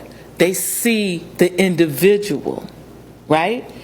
And so one of my sons who had Terry Stupis as his assistant principal, I talked him into touring the conservatory a year and a half ago or something, whenever it was, after it got on my radar and after I had visited the school, and after I had visited High Tech High. And he toured the school, and he moved from St. Lucie County so his children could have a chance at attending that school. So not only did he vote with his words, he voted with his mortgage, okay? I'm just telling you, that's what is at that school. And so now my little nonconformist grandchildren have the opportunity to be seen for who they are, right? And so, you know, as the students were talking, I mean, I just sat here and had my own little personal moments of pride and joy and flashing back on the fights that I had sitting there fighting with the people up here for the ones I gave birth to. And now to know that there's this opportunity for children to have this experience where they're nurtured and they're validated. And so what I want for my grandchildren is what I want for all children, right? And I want to be clear about this, okay? I see you twisting up Wanda Paul, but I'm just telling you, okay? See, I read her body language. I just want you to know. So, It's my fault. and it should not be a unicorn, to use Ms. Whitfield's words. And so while we're working to address this high school problem, which I think we must, right? I want to be clear. One of the best things I think Dr. Avosa ever said to me was the concept of birthing. That was the phrase he would use, birthing additional conservatories, right? And so I want this for my grandchildren. I want this for children whose names I don't know. And so, which means I know we are taking these little baby steps at Village Academy and at North Moore, right, to do project-based learning. I think we need to expand that. And what that means to the board is allocation of funds for professional development, because Terry Stupis not only does she bring the people that she knows who are outstanding, she interviews. How you get somebody who's like a clinical social worker to come and teach? Like, come on, really? How you do that, right? But anyway, and then she develops them almost in this lifestyle of acknowledging children for who they are and bringing them and their talents to the table of learning, okay? That's not something, we're not just going to pay a program for that, right? We're going to have to invest in professional development to make these programs grow. And so as we do this and invest in professional development for the schools that are already in the queue, I would ask that we would look at additional schools, because we need to have the opportunity throughout the county for children, for elementary and for middle, and yes, for high school, right? Now, in my head, since we talk about the feeder patterns and all that, we need to really make sure that we're looking at additional middle school seats elsewhere, because that's not enough middle school seats, because it looked like 550 kids in elementary aren't able to go to middle school, right? So, I mean, we need to spread this thing, and I don't know how we structure it. I have my ideas, of course, which I won't put on the public record right now, but we need to grow this thing, right? So as we talk about the high school, I just don't want this growth of elementary and middle to get lost in this conversation. So I think that the options that you put on the table are worth exploring. I think we must come up with a solution. It's going to require a lot of creative thought and community input. But I just want to say, what I want for my grandchildren, I want for everybody's child as much as possible. So it's not just about this high school building. Thank you. Mrs. Andrews. Thank you, and I think the board members have really said it, but when I look at it and I see these students, that you have been the best advocates for the best education that you're getting at the conservatory. You know, I've had a chance to meet Mrs. Stupas, and I saw you when you received the award from the Florida School Board Association of your program that you have at the school. When we start talking about project-based learning, we as a board need that workshop, Ms. Brill, and we need to go and see some of the models across the state and across the country. I think when we look at what you've gotten, students, I want to see every student in Palm Beach County get this. I'm an out-of-the-box person. I love the possible solutions, but I believe we can add on to that. The state is rigid, but when we talk about student achievement, student learning, students' growth, parents, you're powerful. You can help us to make that happen. Yes, it does cost money, and there are prospects that we have to look at that are doable and maybe not doable, but nothing stands in the way of educating our children. And when I look at what we're trying to do here, we've got to make it happen. And one of my mottos is always saying to our students, to our community, to our parents, let's get it done. We already have a model here. We have success here. When we look at all the students in Palm Beach County, almost 200,000 students, we need to make sure we do a better job in getting the best education possible for them, just like the students that we see right here that's getting it at the conservatory. Thank you. So I guess I'm last. You're all done? You are all most of you are prior educators. I'm not. So I agree. I don't know enough about project-based learning, but I sure as heck want to learn. So the superintendent's indicated we'll get that under our belt here soon. There's two things that I'm concerned about. After a year of lobbying for a new high school, a new middle school, and a new elementary school for our district, talking to our lobbyists in Tallahassee almost daily for weeks, talking to senators, state representatives, we only luckily got them to waive the rule that they look at the entire district for capacity needs, and they finally realized that maybe, which they haven't really formulated, but maybe they should regionalize Palm Beach County so that we can look at the south, the east, the west, the central, the north, and figure out if we have capacity in the Glades area. It doesn't necessarily mean we don't need a new school in Riviera Beach, because it's miles away to transport the kids. And luckily, you know, somebody came to their senses in Tallahassee and approved a high school for us and an elementary school for us, but they did not approve a middle school for us. So what I'm major concerned with is, after going through this for a year,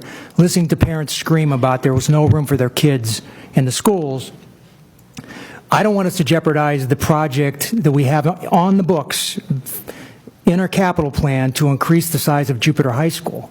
Any additional classrooms we build for high school students, we have to, the parents, it was, you know, there was a reference to this earlier, but in order for us to build a new classroom, we have to ask the state's permission.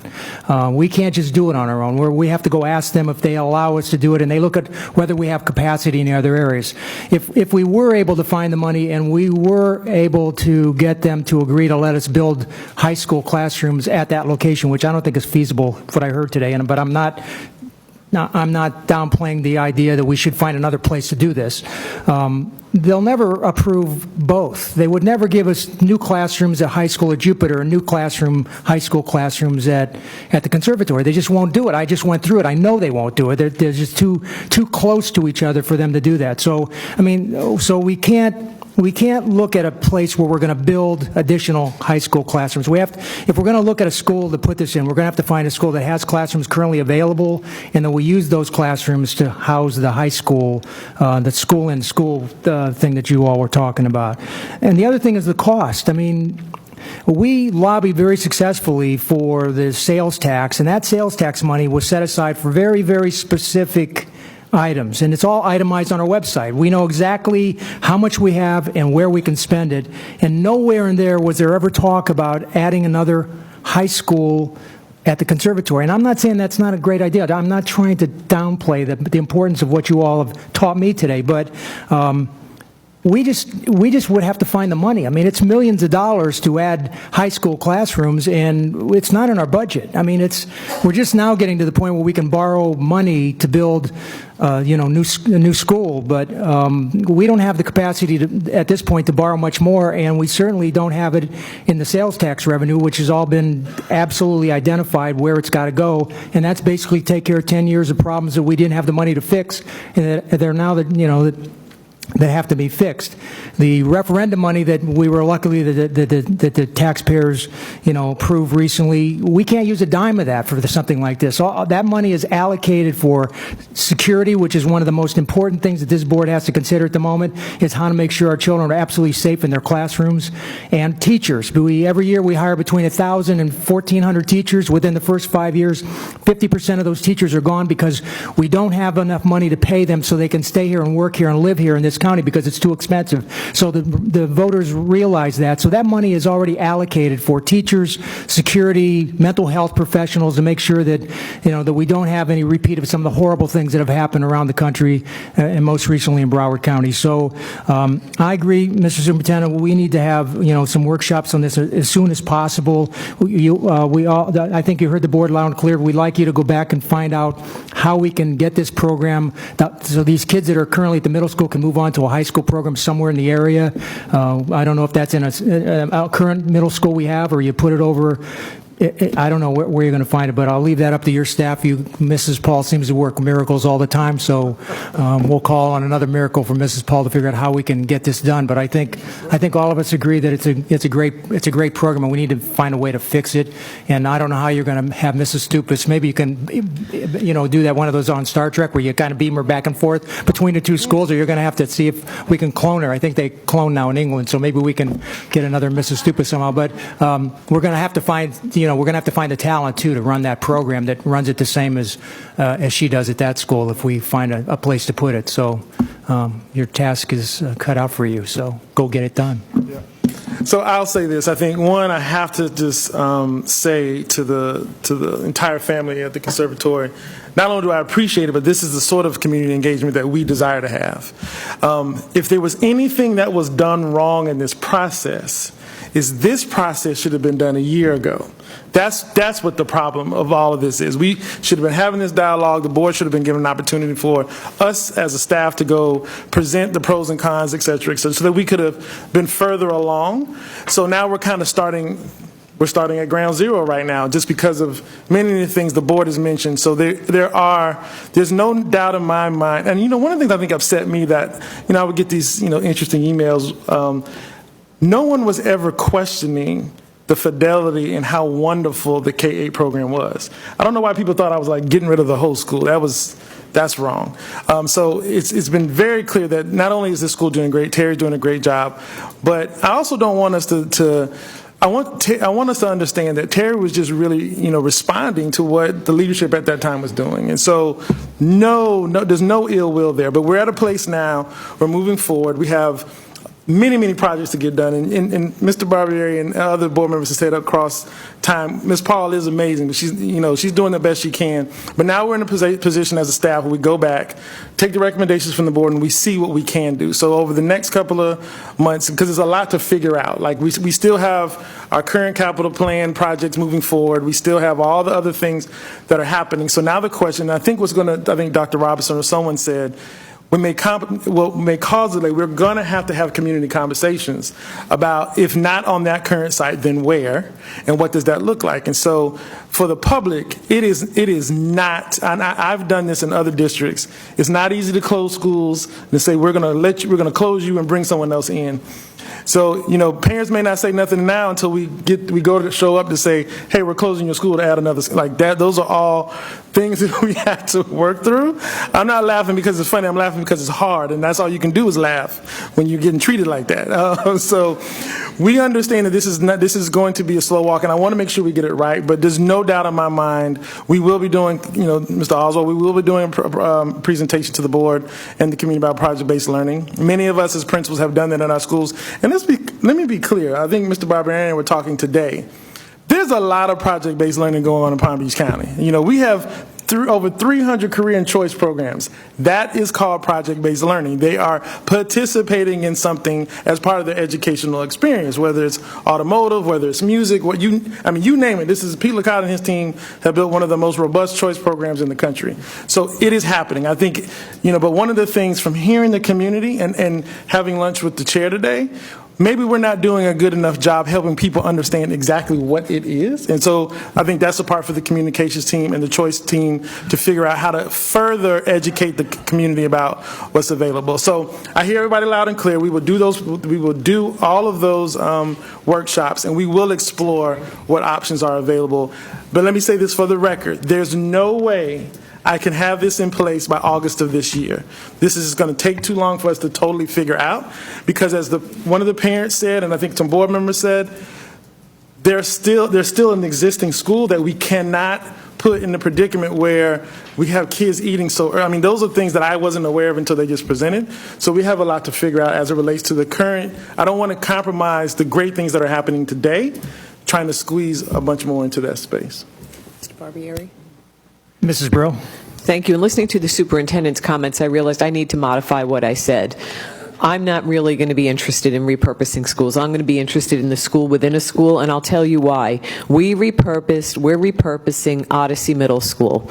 We closed that school down without anyone saying to us as a board that there was a chance that we could not build that middle school by Sunset Palms. And now I've got a school I've got a couple of schools that are bursting at the seams with middle school students, and there's no light at the end of the tunnel. The Department of Education said no. Would I have sat here, even though I love South Tech Academy, would I have sat here and said that school buses were more important than students and closed that school down to repurpose it had I been told there was a chance that there'd be no place for those children to go? Absolutely not. But we can't go backwards. We have to learn from what we've gone through and what our experience is. So before we ever discuss repurposing a school, I want to guarantee that those children are going to have a place to go. Thank you. Mrs. Andrews? And thank you. And in starting this conversation today with my fellow board members and everybody in here, especially the students, it is going to have to be a community conversation. We know it's going to take funding, and this is the time that maybe we can bring together some businesses to help us with some funding here. We know the state is only going to give us so much. So we've got to come out of the box and figure out ways on how we can get some more partners that will work with us. This must be done, especially for the conservatory, but for all of Palm Beach County. We've got a lot of project-based learning. Dr. Fenoy here, I want to go and see it. I've seen the things that happen at the conservatory. I want to make sure that all students can get this type of learning. When they come here and say, we must have this, parents saying that we must have this, especially students, we've got to make it happen, and we got to make it happen at a big level so all students can participate. But some business partnerships may be another conversation that we need to have in gathering some financial support.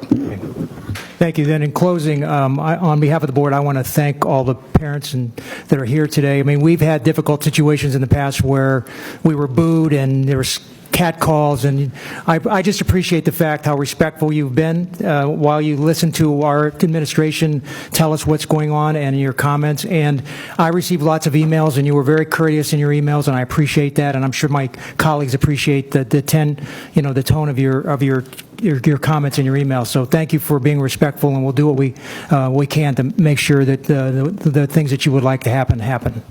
Thank you. Thanks, guys. Mike, you can stay at the table. Speaking of money, we will now bring Heather and Leanne to the table to go over the budget update. Thank you.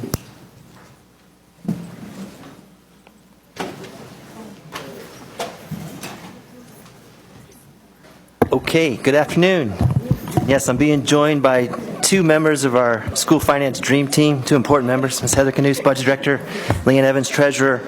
We're going to try to make it quick. We've got a budget workshop for you today. This is part of the process. We'll bring a final budget recommendation in early September. But what we know at this point, we do have a brief legislative update. You may recall last year in the 2018 legislative session, the legislature approved money to do a study of the Florida Price Level Index, which drives the district cost differential, which is that cost of living adjustment that is assigned to the 67 counties across Florida.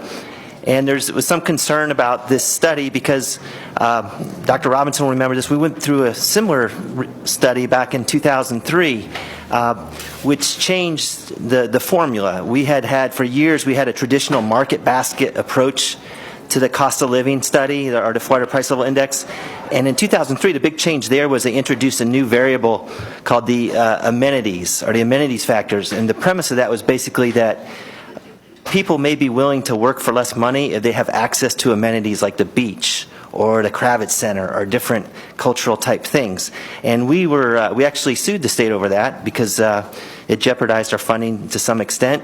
And we just took issue with that notion because we felt like teachers our employees need to be paid just to afford to live, let alone make it to the beach or to the Kravitz Center. But we were not successful, and that amenity factor has been in place now since that time. So this study is really going back. They've hired a consultant group called the Balmoral Group. They gave their first report to the legislature in January, and their recommendation appears to be to study a comparable wage index, which would they now have some data available through the Bureau of Labor Statistics that will allow them to look county by county at our credentialed school-based positions and try to arrive at another type formula. So we're watching this really carefully. Currently, Palm Beach County does have the highest district cost differential, or the highest cost of living under the current formula. We eventually rose back to the top, even with that amenity adjustment. But again, we're very concerned. We want to make sure that we're not penalized somehow through another formula change. So we'll keep you apprised of that. We've got a couple bills we're watching real carefully. Senate Bill 294 regarding educational facilities, filed by Senator Montfort, who also heads up and represents the superintendent's group, FADS, has some very favorable changes that would help us quite a bit. It would exempt the board's local capital millage authority, our 1.5 mils, those revenues from the requirement to have an ed plant survey. So virtually, that's how we fund most of our construction, and we'd have a lot more freedom if this was to pass. It also takes a shot at trying to revamp those student station cost caps on the construction projects that are really wreaking havoc across the state and keeping a lot of projects from getting off the ground. So we're really following that closely. And then there's one that's a joint resolution with the leadership of both the House and Senate, filed by Senator Diaz, that would extend a homestead tax exemption basically for individuals that are 65 years or older and have been in their home for 25 years or more and homesteaded. They would be exempt from all school taxes. So Ms. Evans and I, we reached out recently to our local property appraiser because no one has yet done the financial analysis of that, but we got some good information back. In Palm Beach County, as you can imagine, that's a considerable amount of the population in Florida. We've got over 32,000 properties where the owners meet that criteria. It would take about $4.7 billion off our school taxable value in Palm Beach County, and it would cost us over $30 million potentially if the state didn't find another source to backfill that. So this bill, I think, seeks to put this issue on the November 20 ballot and could potentially go into effect in the 2021 tax year. And again, we've talked a lot about RLE, and if you start taking away from our revenue stream, that could have a lot of implications. Okay, so just to recap, you saw this slide in December, but this gives us our last 3 years, and we go through the process. What did the governor recommend? What did the House and Senate? And where did we finally end up at final conference? And we've been hovering in the 1% range. 1%, and in the last 2 years, a 1.39% in total funding per student. And then we've also shown you below the base student allocation and categoricals.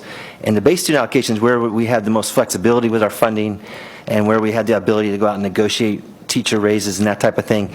And last year, the big concern was that only went up by 47 cents. And all of our money was virtually earmarked for safe schools, mental health, and other programs. We now have the governor's budget. It came out last week. And I want to just take a few minutes to explain that, what he's proposing. He is proposing a $50 increase to the base student allocation. So in Palm Beach County, with our district cost differential, that's actually $52.15. So that, that's better than 47 cents, but we were really hoping you'd like to see that number more like in the $250 range to really have a meaningful impact. You'll see the Safe Schools categorical going up about $4 million for us, or $50 million statewide. And then the digital classrooms allocation was actually cut $50 million. And for us, that'd be a loss of $2.5 million. And those are the funds that's helping us provide more Chromebooks and technology in our classrooms. And then mental health allocation would grow by about $700,000 for us. And then the big thing that really skews this governor's budget, and you have to sort through to really understand it, is the Best and Brightest program is now, for the first time, included within the FEFP. It's not shown in the current year, it's only shown in next year. And it's also increased quite a bit, over to about $420 million statewide. So for us, that Palm Beach County stands to get $30.2 million in Best and Brightest money that would go to our teachers and principals. But you can see that's, when they're not showing a current allocation, they only show it in the new year, it really kind of skews that year-over-year comparison. And those monies are earmarked. They pass through us right to the employees. So just kind of bottom line, if you looked at the governor's budget documents and you just went to try to discern what our increase was, you'd see a number of 3.5% per student, which would be great. We haven't seen that in a decade plus. But when you take out the Best and Brightest, that number falls to 1.17%, and that's much more in line with what we've experienced the last 3 years. And it makes Ms. Canoose look like a genius, because when she was here in December, she predicted a 1.16% increase. So if this holds true, she's getting pretty good at her job. But we'd have $49.5 million money to work with. Again, a lot of that's earmarked, $30 million right through to the teachers. The Safe Schools mental health portion would go to our charter schools. And we would still be kind of in this perennial struggle of trying to manage our needs against a 1% increase.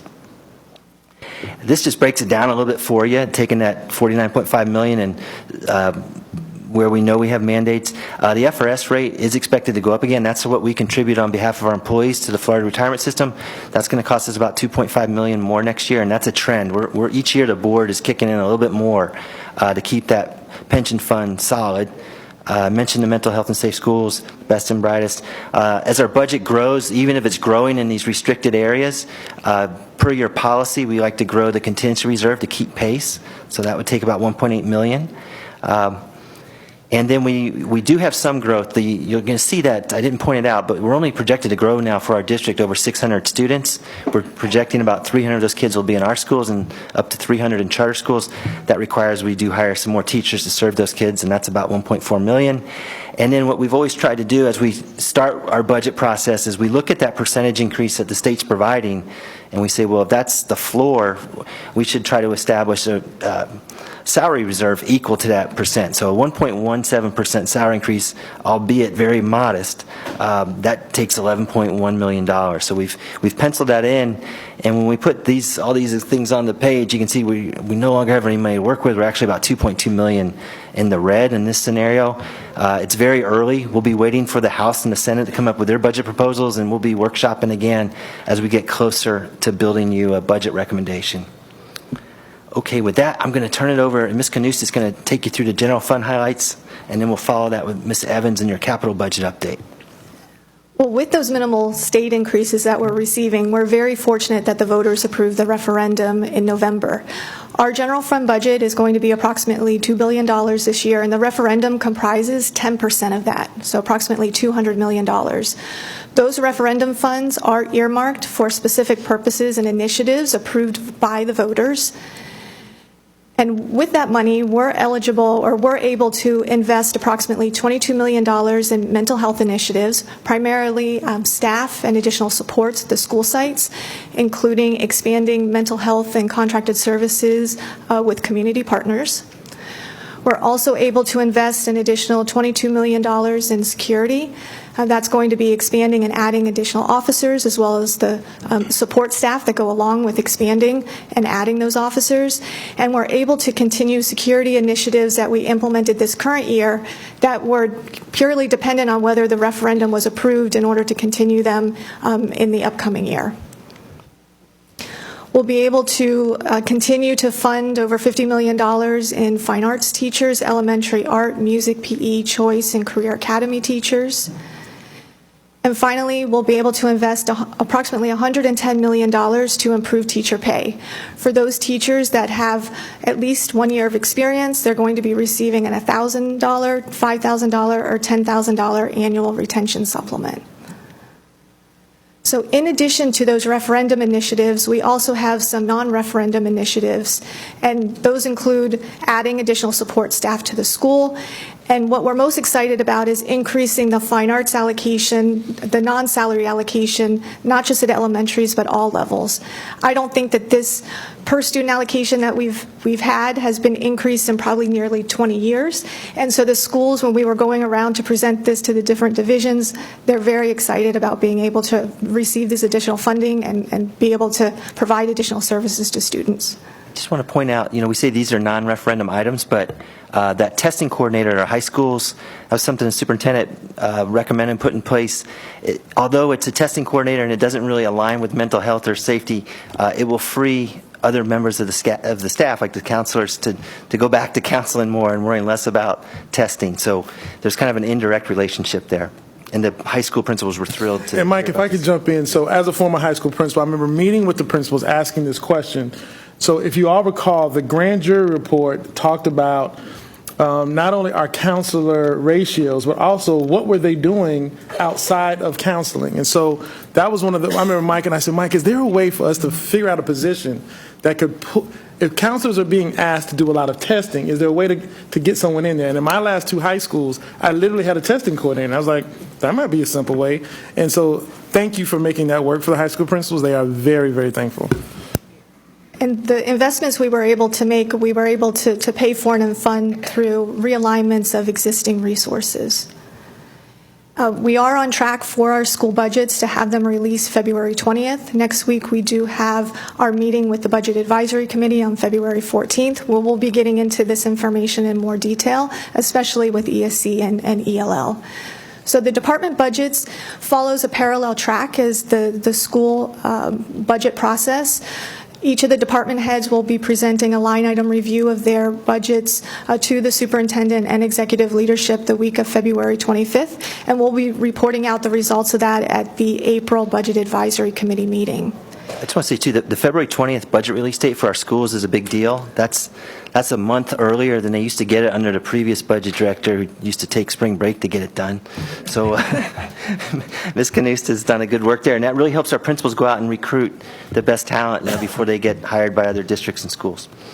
And it's not only the budget department, but really all the departments that we work with, HR, ESC, ELL. It's a team effort to get these budgets out, and the principals do say that they really appreciate having their staffing early so that they can really recruit the best teachers that are out there.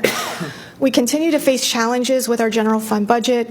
We know that the state really truly isn't funding us, and something new that we're seeing is that enrollment is starting to slow.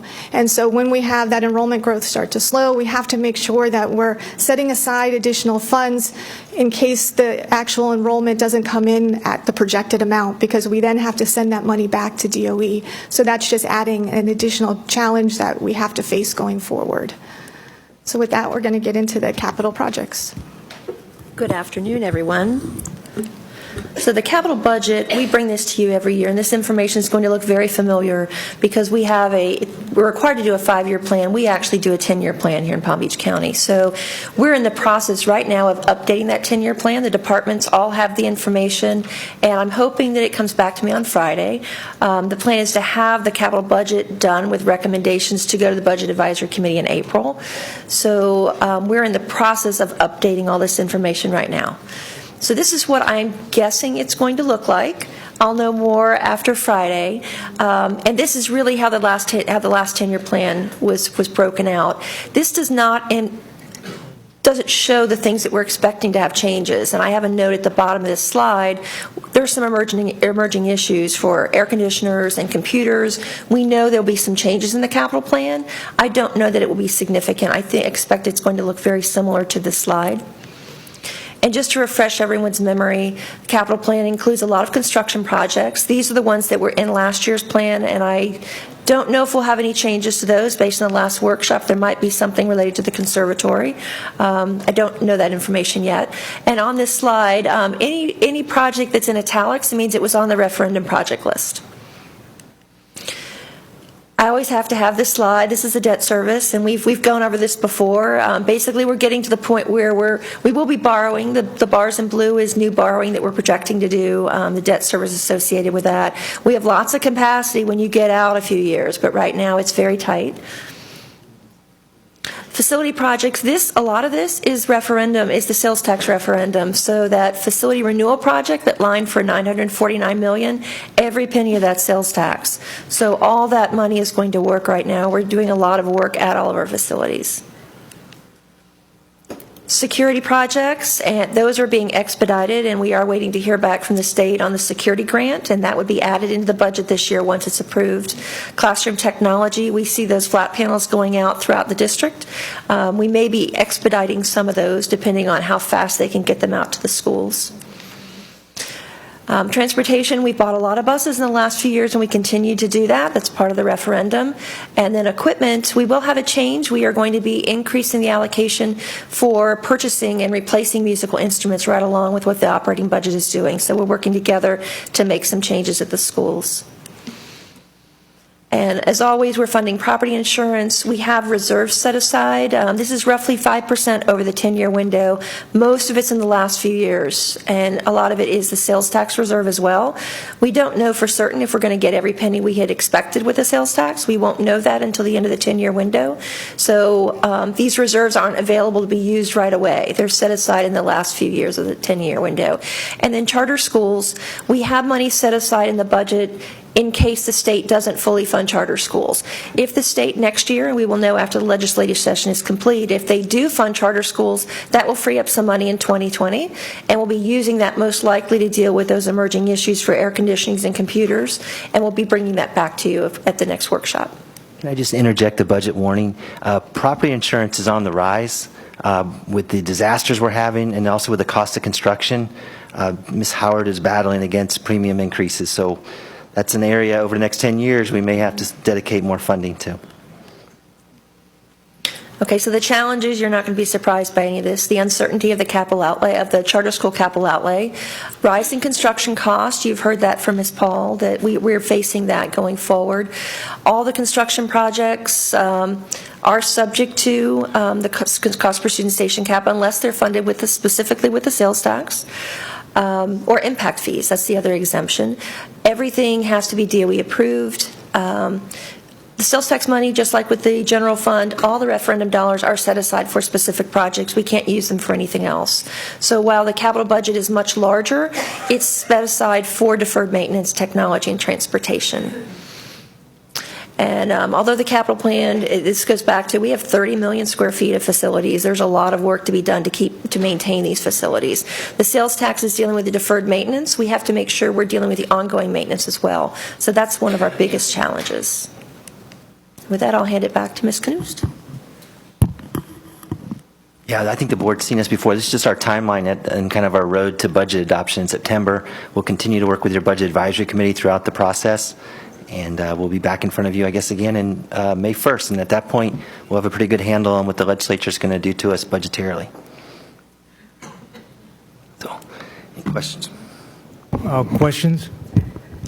So, Mike, when I was looking at the different things in the capital budget, I didn't see anything for, and maybe it's somewhere else, but I didn't see anything for police officers with respect to communications. I know that, the officers are having issues with the radios in the schools, and that's paramount that we get that. So where's that in the budget? Is that in the capital budget? There is, I'll let Ms. Evans answer it, and I want to mention something about the Wi-Fi thing we're working with the chief on. Right, there is a section for security, and that most of that is funded with sales tax, but there's other dollars as well, and that it does include money for radios. We are very generic because we didn't have very specific details of what's being done at each school. So a lot of this is being rolled out right now, and I've heard from Chief Kitsero that that is an issue. So we're waiting to get his budget request for next year, and we'll work with him to make sure the dollars are allocated as needed. All right, so when he makes his budget request, would you make sure the board sees it so we know what he's requesting? Because I don't want to cut back in that area. I mean, the parents want us to make sure their kids are safe, and the radios need to work in the schools. So I like the board members to see what the chief is asking for before you tell them there might not be enough money for it, so we can decide whether or not we want you to cut somewhere else. Okay, Right. certainly. Any other questions? Mr. Superintendent?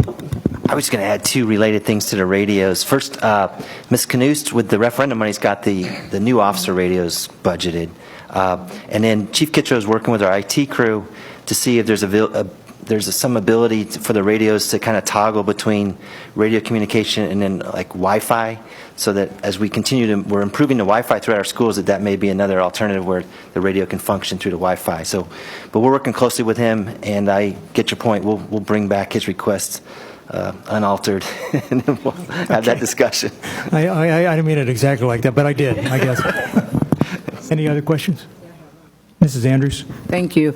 And I was looking at the construction projects, and you may already give us this at a later date, but as we look at the additions and the remodeling projects, is there any way that we can get some information as to the projected timelines for some of these? Yes, we're working on that with Ms. Paul right now. That'll be part of the capital plan. So when you get that, it shows each school as to when it's being funded, and we can always add on expected opening dates. Yes. I think that might be helpful. We're working on that right now. Thank you. Mrs. Whitfield? I just wanted to say thank you for adding to the fine arts allocation. It's so awesome. It's been so sad, and I think it's actually really nice, and I mean, not huge, but something, so thank you. Are we done now? We're done now. Okay. Thank you. Thank you. Mr. Superintendent, it's all yours. Thank you, team. Mr. Chairman, that is our last workshop for today. We need a motion to adjourn the workshop. Oh, we have one discussion item, yes. The other two were canceled out for today. Mrs. McQuinn. It's all right. I screw up all day today, so you're entitled to one. Progressive discipline. Are you asking me if I have comments or if I'm here? No, I'm asking if you want to do your board discussion item. I might be old, but I'm not blind. I can see you're here. It's okay. We all know it's been a little stressful lately. Okay. Okay, yes, my board discussion item, if I believe this is correct, because I don't do this often, I am asking my board members if they want this to be something we discuss later, correct? Here's my board discussion item. It has to do with progressive discipline. Over my 2 years here, we have had employees from teachers to other administrators, most recently transportation.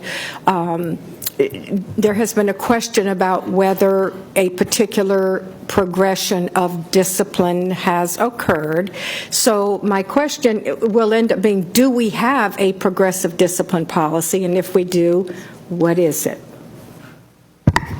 So what I'll do is, so we do, I'll have Dr. LaCava and his team was scheduled to present that. I think part of sometimes the angst is the realities within the progressive discipline policy. There are certain acts that will circumvent the progressive discipline process. And so I think it is important for the community to understand that certain things do rise to the level of making recommendations to the board for other acts. But Dr. LaCava's team will present that, and we'll get that on the agenda. Yes, ma'am. Thank you. Madam Clerk, may I take a motion now to adjourn? Thank you. Motion by Mrs. Andrews, seconded by Mrs. McQuinn, who's here. All in favor? Opposed? Motion carries 7-0. So we have a special meeting, and as soon as I find it on the computer, we'll go there next.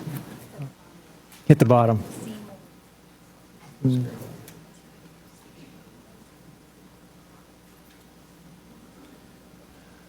No. Yeah, I'm coming.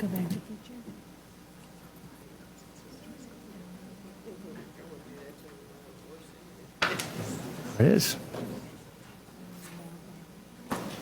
Got it.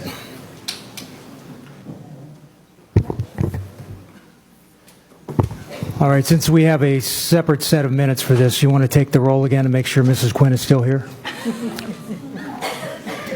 District 1, Barbara McQuinn. Consider you here. Here. District 2, Chuck Shaw. District 3, Karen Brill. Here. District 4, Erica Whitfield. District 5, Frank Barbieri. Here. District 6, Marcia Andrews. Here. District 7, Deborah Robinson. Okay, so all 7 of us are here, along with the general counsel, who will keep us out of trouble, and the superintendent, who's always here. I would like to remind district staff and my fellow board members that this meeting is being transcribed in real time so that it can be viewed with closed captions by people who care, who there's a mistyped word here, who are deaf or hard of hearing. Please speak at a reasonable pace so that the people transcribing the meeting can fully capture what you are saying. And since I talk the fastest, you can kick me to slow me down if you need to. So items for good cause, we have one item added, Mr. Superintendent? Yes, Mr. Chair, we're adding P3 for good cause. And good cause exists for adding that item so the advertising and hiring process may commence on the updated or new positions. Any items withdrawn? Mr. Chair, I have no items to withdraw. Any to pull? We need a motion to approve the agenda. Motion by Mr. Shaw, seconded by Mrs. Whitfield. All in favor? All opposed? Mrs. McQuinn, stop making faces at me. I've got to conduct the meeting here. All in favor? All opposed? Motion carries 7-0. Disclosures and abstentions? Anybody? Superintendent, comments? Good evening, board members. This evening's consent agenda includes new and updated job descriptions that reflect the trajectory of our work as we start to build our infrastructure and capacity to prioritize our core business of teaching and learning, while also ramping up the urgent and important work of supporting the social and emotional well-being of our students. It's also important for me to state that I appreciate the board being there with us as we've discussed this new infrastructure proposal. Your input has been tremendous. The Assistant Superintendent of Student Wellness and the Director of Behavioral and Mental Health Services are new positions that will align the work occurring in the district around student wellness, while continuing to ramp up the new work required of districts through the Marjorie Stoneman Douglas Safety Act. I need to thank the community. We are also able to bring forward a new position funded by the referendum for a student behavioral health professional. We anticipate being able to add this position of professionals to every campus, and additionally hiring 40 more school psychologists as part of our larger effort to serve our students. These job descriptions are just the first iteration of our efforts to continue to build our capacity to be responsive to the mental health and needs of our students. As I speak to my colleagues across the state, it is evident that we are in many ways leading this work. This is thanks in large part to our supportive school board and our community that overwhelmingly approved our November ballot initiative. Now let me transition by congratulating Mr. Dave Alfonso, who has been named the school district's Principal of the Year. Mr. Alfonso has been instrumental in the transformation of Palm Beach Lakes Community High School, where he has set clear expectations for his students, encouraged them to take ownership of their own success and take pride in their school. It's an amazing place. By holding to his tight mantra, make success unavoidable, Mr. Alfonso has seen the school's grade and graduation rate improve, and we expect to see the growth continue in the coming years. I also like to take a moment to thank the Education Foundation for organizing the Principal of the Year event and at FPL's Manatee Lagoon that honored all of our nominees. It was truly a great evening. And let me just pause right there and say that's the first time I had ever seen manatees, and I was like starstruck. So literally the next morning I fixed my kids' lunch and then took them back to the Manatee Lagoon. And so my 3-year-old screamed and hollered, and my son tried to break. It was just, thank you for just having it there, because if you haven't been there in this community, go to Manatee Lagoon. It's really cool. It's also National Schools Counseling Week, and we want to honor our hundreds of school counselors across the district for their impact on our children's lives. Their work has undoubtedly grown more complex in the last years, and I want to thank them for everything that they do for our students and schools. As you were arriving for tonight's meeting, I'm sure you saw the ribbons around the courtyard and entrance commemorating victims of the tragedy at Marjorie Stoneman Douglas High School a year ago. The District's 17 Acts of Kindness campaign has reminded us daily to show an act of love and support for one another as we move closer to the anniversary next week. We are reminded through these acts of kindness that we are truly stronger together. And finally, I would like to congratulate our school board member, Dr. Deborah Robinson, who was honored this past weekend at the inaugural Black History Prayer Recognition Brunch. Dr. Robinson was recognized with other successful and influential African-American women in our community, and we commend you for your commitment to our district and our community. This concludes my comments this evening. Dr. Robinson, congratulations. Board member comments, Mrs. McQuinn? I so totally have these prepared. But first, let me start with the conservatory school. I want to reiterate Chair Barbieri's thanks to the conservatory school students and staff members and parents who have been really very patient and so respectful of the process that we were finally able to participate in. It has been very frustrating to me over the past year that I haven't been able to communicate with my colleagues about this issue. So thank you, Dr. Fenoy, and your staff for pulling this together, and I think that we're headed in a really good direction there. Now I'm moving to my prepared remarks. I have stated at the last few board meetings that I have a backlog of sharing great things happening in all of our schools, in this case, of course, District 1 schools. Today I'm highlighting a program that I attended at Jupiter Elementary School last month. Couple facts about Jupiter Elementary School. It is obviously located in Jupiter. It's a Title I school, has a student enrollment of just under 900. 75% of Jupiter Elementary students are classified ELL. They are learning English as a second language. The school opened in 1926, and the principal, who is new to the school this year, Mrs. Nicole Daly, attended Jupiter Elementary School when she was a child. Interesting facts, and it's a great school. The program I attended was the Winter Scholarship Fund, and it was established in 2000 at Jupiter Elementary School by Jan Winkler and Hermine Dresner. They had volunteered for many years, and they realized that for many of our students, college was not a consideration due to financial and sometimes just family challenges. They wanted to spark the idea that college for every student is an achievable goal. This year, 6 students, they do 5 typically, but this year they couldn't narrow it down, so they did 6, in grades 3 through 5, received $1,000 scholarships to be used when they get there at the university or vocational technical school of their choice. The money is held in a special account through the Education Foundation of Palm Beach County, and they get the accrued interest when they enter school. The student checklist, they don't have to be the best students, and it's not that they can never have made a mistake, but it is looking at, do I help other students? Do I come to school regularly? Am I respectful to my classmates and my teachers? I'm almost through. These students don't know they've been selected, but their parents are contacted. And they were proud members of the audience. And if you know the community, we're talking little baby brothers and sisters. It was so cool. If you could have seen these students' faces when their names were called, they were proud and they were smiling, and frankly, a lot of them were crying happy tears. So, more good news to follow at future board meetings. Thank you. Thank you, Ms. McQuinn. Mrs. Whitfield? Mrs. Brill? Mrs. Andrews, I'm sure you won't pass up the opportunity.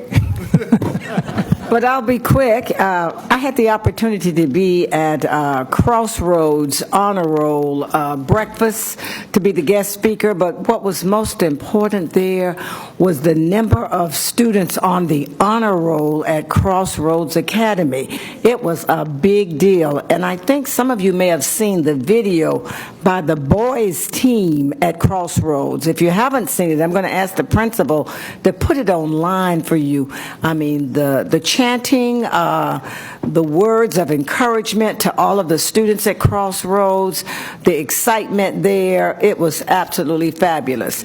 And lastly, I want to congratulate all of our guidance counselors. I had a wonderful time at the breakfast the other day. You're the angels of Palm Beach County, taking care of our children every day. Congratulations, guidance counselors.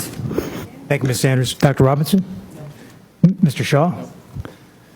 Okay, we will move on to agenda item speakers.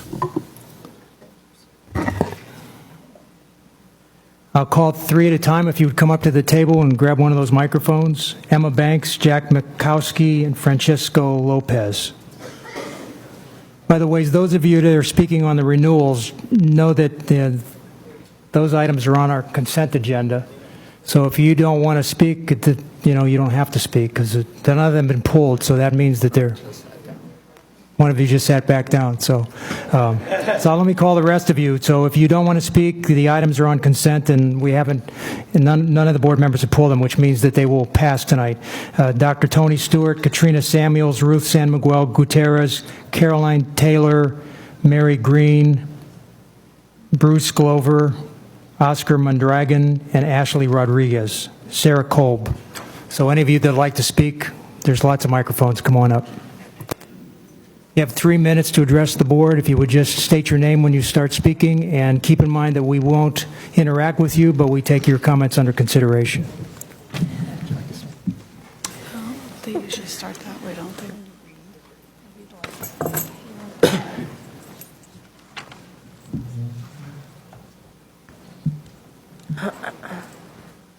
Anybody start? Any one of you. Start on the left. Okay. Oh my gosh. Is it okay if I grab You can hold it, sure. Okay, I'm sorry. Okay, well, good afternoon or evening. My name is Ashley Rodriguez. I am a senior who descended from Palm Beach Lakes Community High School to Florida Futures Academy.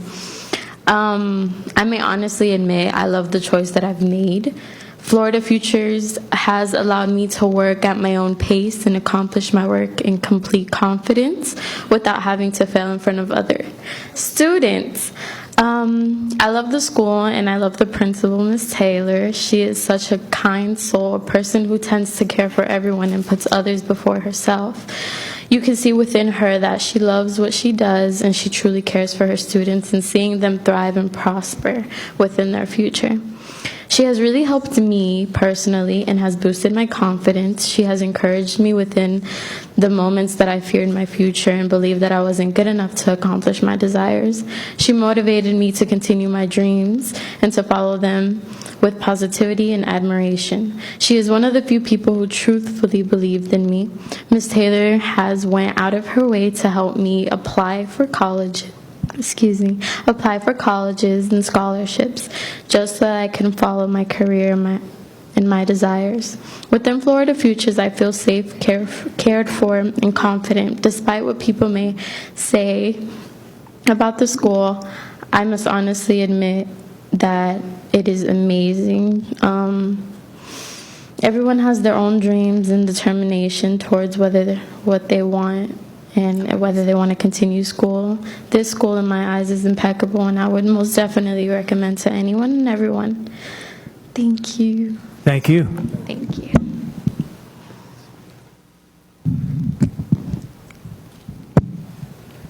Hello. Hi.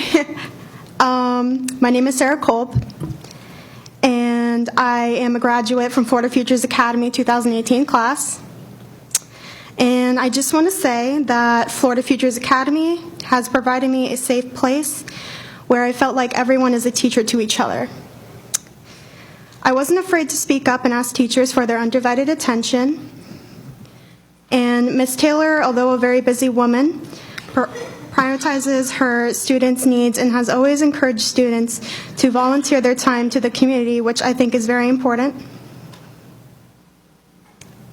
I have made friendships that meant something more than just being friends because we see each other 5 days a week.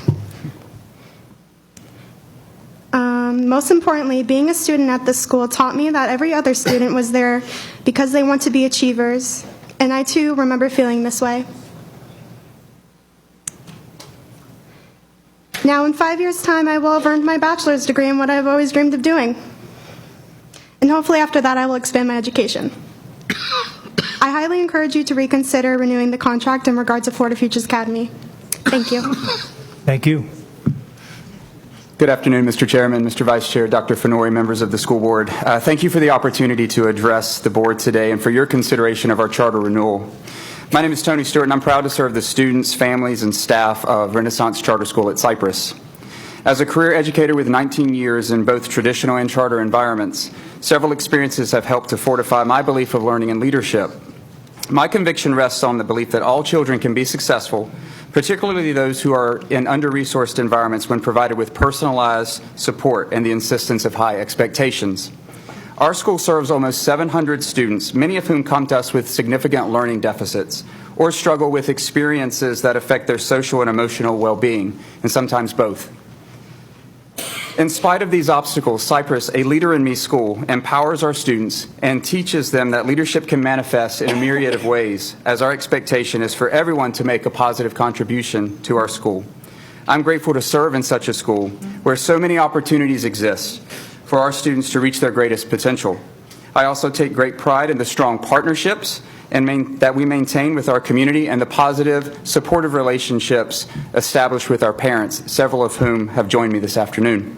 Again, I appreciate the chance to share just a glimpse of our incredible school community with you today as we continue working to increase student achievement and providing additional opportunities for our students. We look forward to our continued partnership with the School District of Palm Beach County. Thank you. Good evening. My name is Mary Beth Green. I'm the principal at Renaissance Charter School at Wellington. I serve 500 students. We're a Title I state grade B school. My students come from East Lake Worth. They come from Green Acres, West Palm Beach, Boynton Beach, Delray Beach, and Wellington. So the parents travel very far to come to my school, and I'm really happy that they're there, and the children are very happy that they're there. And I just wanted you just to see me as my face, and you're more than welcome to come visit anytime. Thank you. Good evening. My name is Katrina Samuels. I'm the principal at Renaissance Charter School at Central Palm. I am actually the founding assistant principal for the Renaissance Charter School at West Palm Beach, better known as West. We opened 7 years ago there, and as you know, they're an A school, very successful. And I was there for 4 years, so I would like to think that I helped contribute to the growth of that school for the first 4 years, and now I would like to put that into my school right now at Central Palm. I am a new leader this year, and with the support of the charter department and the partnership, with the initiatives that also we have in place, I would love to have this partnership with the public school system as well, and continue the growth and the upward movement of our school and for Charter Schools USA. Thank you. Hi, good evening. My name is Ruth San Miguel Gutierrez, and I've been a part of Renaissance Charter School at Central Palm for the past 4 years. My children have attended since they first opened up, and they currently still attend. So I have 3 children, one that left Renaissance Charter School at Central Palm about 2 years ago, and she's now an honor roll student at Boynton Beach High. Very proud. She was an honor roll student there for the 3 years that she attended for middle school. I have 2 younger children that attend there currently, a 6th grader and a 5th grader. And they have they've done very, very well there. So I'm very, very happy with Central Palm. Not only am I a parent, but I also work there. I am now an enrollment manager, thanks to my principal. And so it brings me happiness to be able to help other parents and see their children strive and do very well at our school as well. Hi, my name is Oscar Mondragon, and I'm a former student at Florida Futures Academy. During my time at Florida Futures, I can genuinely say that I have grown so much as a person. From me hardly showing up to school to now getting myself back on track, and it's all thanks to my wonderful principal, Ms. Taylor, and her staff. They have really shown me how much they care about our education. She treats us as if we were one of her own, and I really appreciate her so much. She made me see how important my education is and that she sees potential in me. And of course, me being me, that meant so much because to begin with, I never actually believed in myself until I actually got to meet her. and she really believes in me. Florida Futures Academy is definitely a school I would recommend. So once again, thank you, Ms. Taylor, for being there for me. Thank you. Thank you. Good evening. My name is Bruce Glover. I'm currently a contractor with the Urban League, and I've been working in some of your schools, Riviera Beach Prep, Turning Point, South Intensive, I can't say this word, the vacation schools, Lovator, Francois, and whatever, and also Florida Futures. I'm not an educator myself, but what we do is teach basic soft job skills. And one of the things that we found is that a lot of the children first have to teach them about attitude and about the fact that all of their choices have consequences. In the late 60s and early 70s, when I took an education course, I'm not an educator either, Mr. Chairman, but one of the things I do remember from that class was that you needed to have a strong community, schools, and a home, which made a good educational system. Well, I want to add another one, and that is good leadership. And I'm here on behalf for the Florida Futures because Ms. Taylor has done an excellent job over there. She invited us in. She helped us with everything that we asked her for, as far as, because we were dealing with students that had attendance problems and attitude problems and those kinds of things. She was right there to assist us. I'm happy to say we've had 16 students to go through a 19-hour module that I facilitated. Of those 16 students, we have 7 of them so far that are in internships. Today, we had a very wonderful day at the school because today we delivered their first paycheck they ever received in their life. And believe me, it's been a wonderful experience for me. I've been dealing in social services since 1972 when I left undergraduate school. And I found through the years that a lot of people's problems started right when they were in high school. They made some poor choices and they never recovered. A lot of those poor choices were dropping out of school. So those are some of the things we talk about after we talk about resumes and all of that other stuff that you do to get a job. But we make them realize that there are only 4 ways to get a job. 4 ways to get money. Somebody can give you some money. You can win some money, the lotto, which is very rare, or you can do something illegal and go to jail. So most of us are going to have to either work or get our own business. So once they get that through their head, it gets to them, and that the fact that they are in control of themselves. A lot of them I found out think that somebody's controlling them, so they do just the opposite. You tell them to pull their pants up, they want to pull them down. So I say, you're not hurting anything. We're just you a little older. And we had fads when we were young, we grew out of them. Your fads now, when you paint yourself with these tattoos, cost $500 per tattoo. My time is up. Thank you. We'll give you more time. Thank you for what you do for our kids. We appreciate it. No problem. That's funny. Francisco Lopez, Jack McCloskey, is Dr. Banks here? I guess they left. Could I add one thing for Dr. Penoy? You did a workshop about 3 years ago, and we discussed warmth of another son. I've had about 20 people to come to me to ask me about that book, so that's your presentation. Go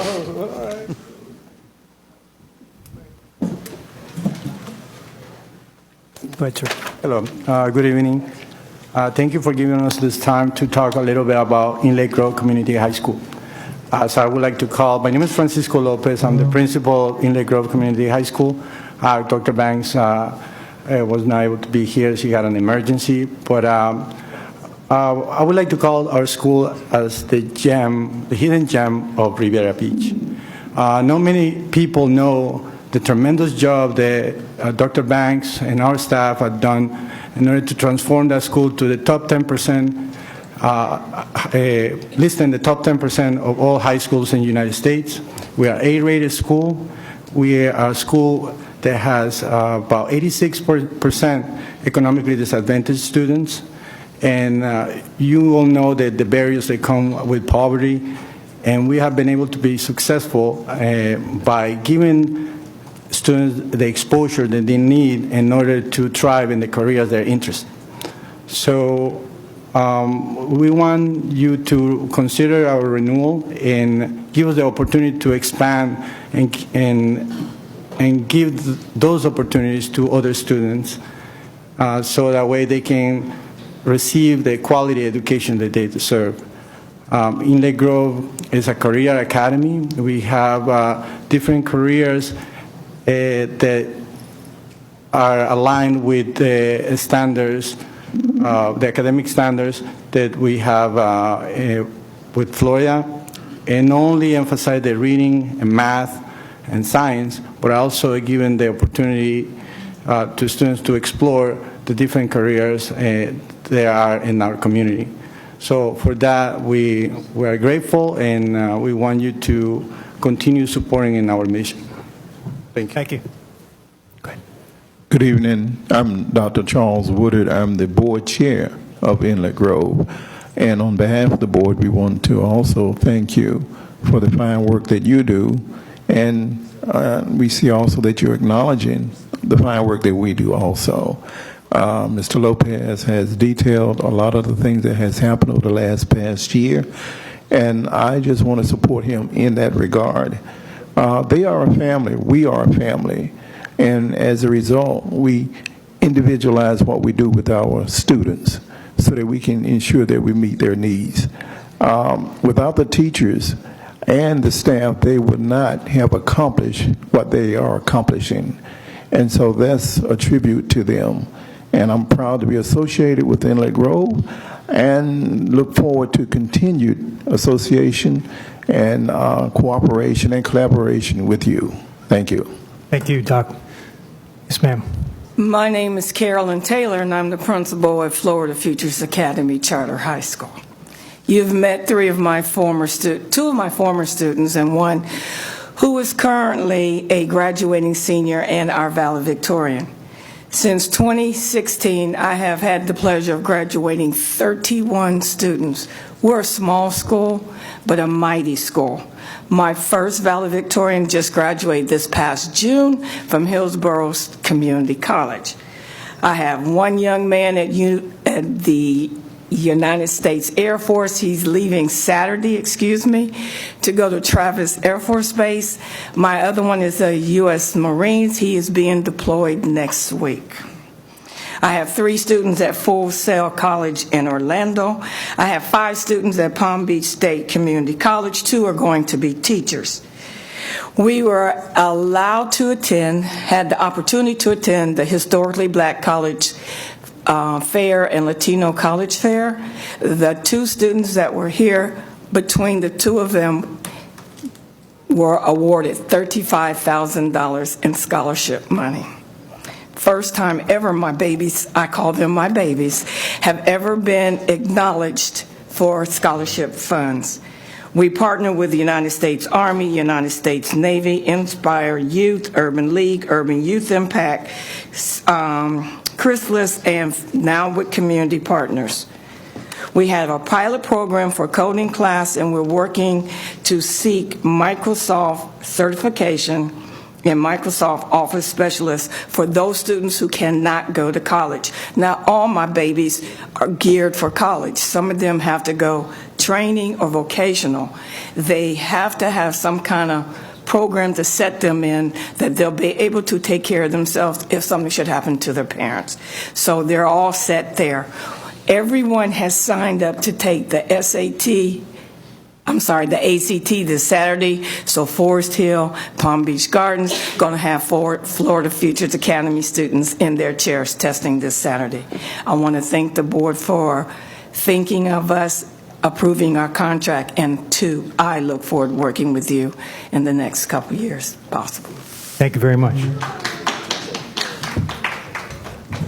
That's the end of the agenda speakers. Do we have a motion to approve the consent agenda? Motion by Dr. Robinson, second by Mr. Shaw. All in favor? Opposed? Motion carries 7-0. New business.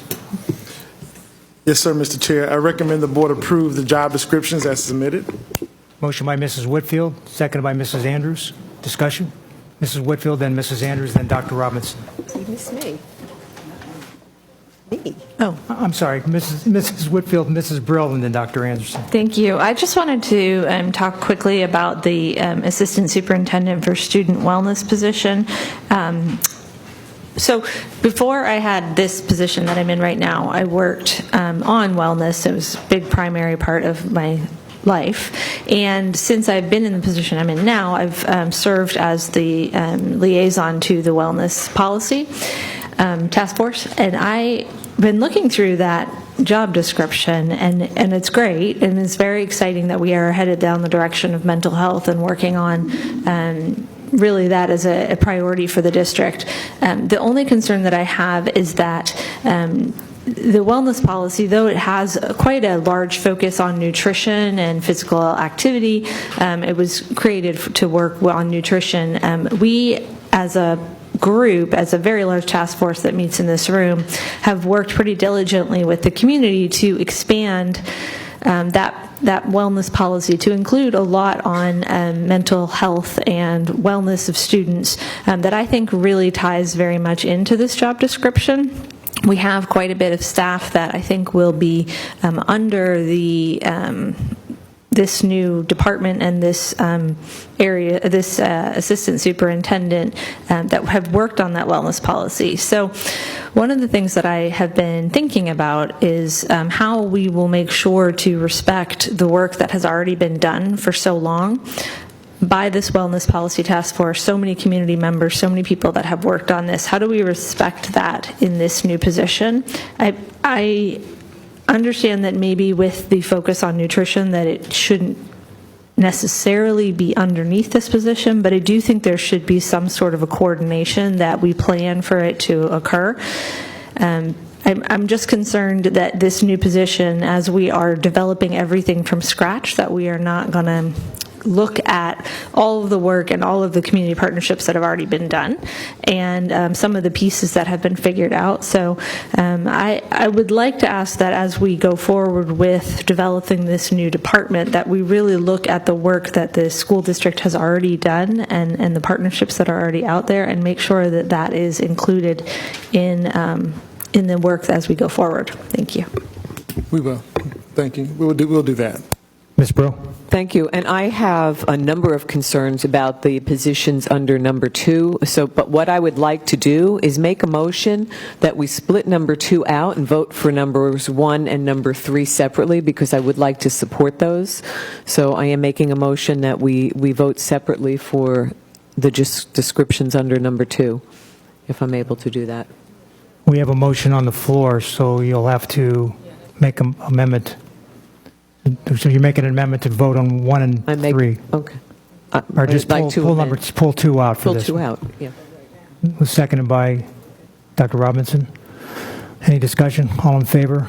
All opposed? Motion carries. So we're just considering all of the recommendations from the superintendent other than 2B, which will 2A, B, and C.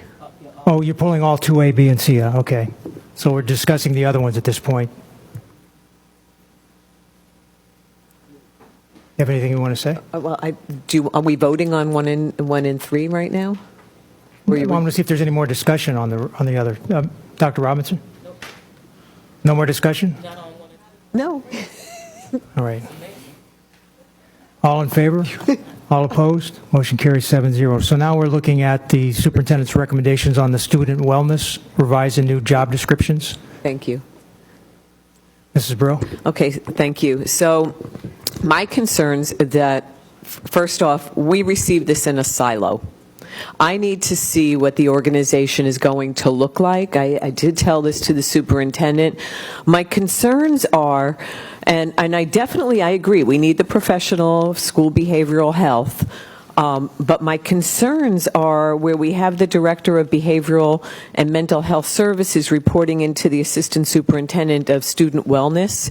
My concern is that when a student is identified as having mental health issues, that student very likely is going to wind up in the ESC system needing an IEP or some interrelated services from ESC. The superintendent explained to me that the psychologists that are currently under the ESC department will stay there, but we're hiring these others that are going to stay in this other category. And I can't envision how that's going to work. You know, for me, the assistant superintendent of student wellness, if ESC is going to be dotted lined into them, has to have some extensive ESC knowledge. I didn't even think about what Mrs. Whitfield brought up about the other things that the wellness area has covered. So for me, to just vote on these without understanding the structure and how they interrelate, I can't do that, and I'm not going to be able to approve these. Dr. Robinson, did you have it? I do. But first, to follow up on that, because somewhere along the line I thought that ESC was reporting to this assistant suit, and so maybe I'm wrong. Yeah, one of the recommendations will be to put the ESC department also reporting up to the student assistant superintendent for student wellness, to the point that you made, because of that close connection. Mrs. Andrews? I did spend some time talking with you, Mr. Oswald, but maybe we can just kind of share it with everybody. I was concerned. Safe Schools is a big department. Lots getting to be combined in here. I'm so happy to have all of this with mental health based on our referendum and what we're doing for students. But I just want to make sure when we actually do all of this visiting of really the changes that are being made, that we don't have people losing their jobs that are probably working in safe schools and doing some of these functions as we speak.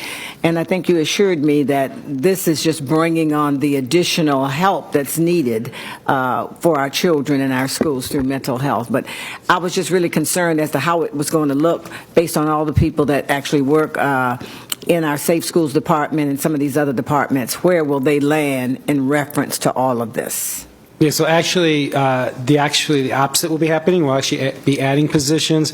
The majority, all the positions will be school-based.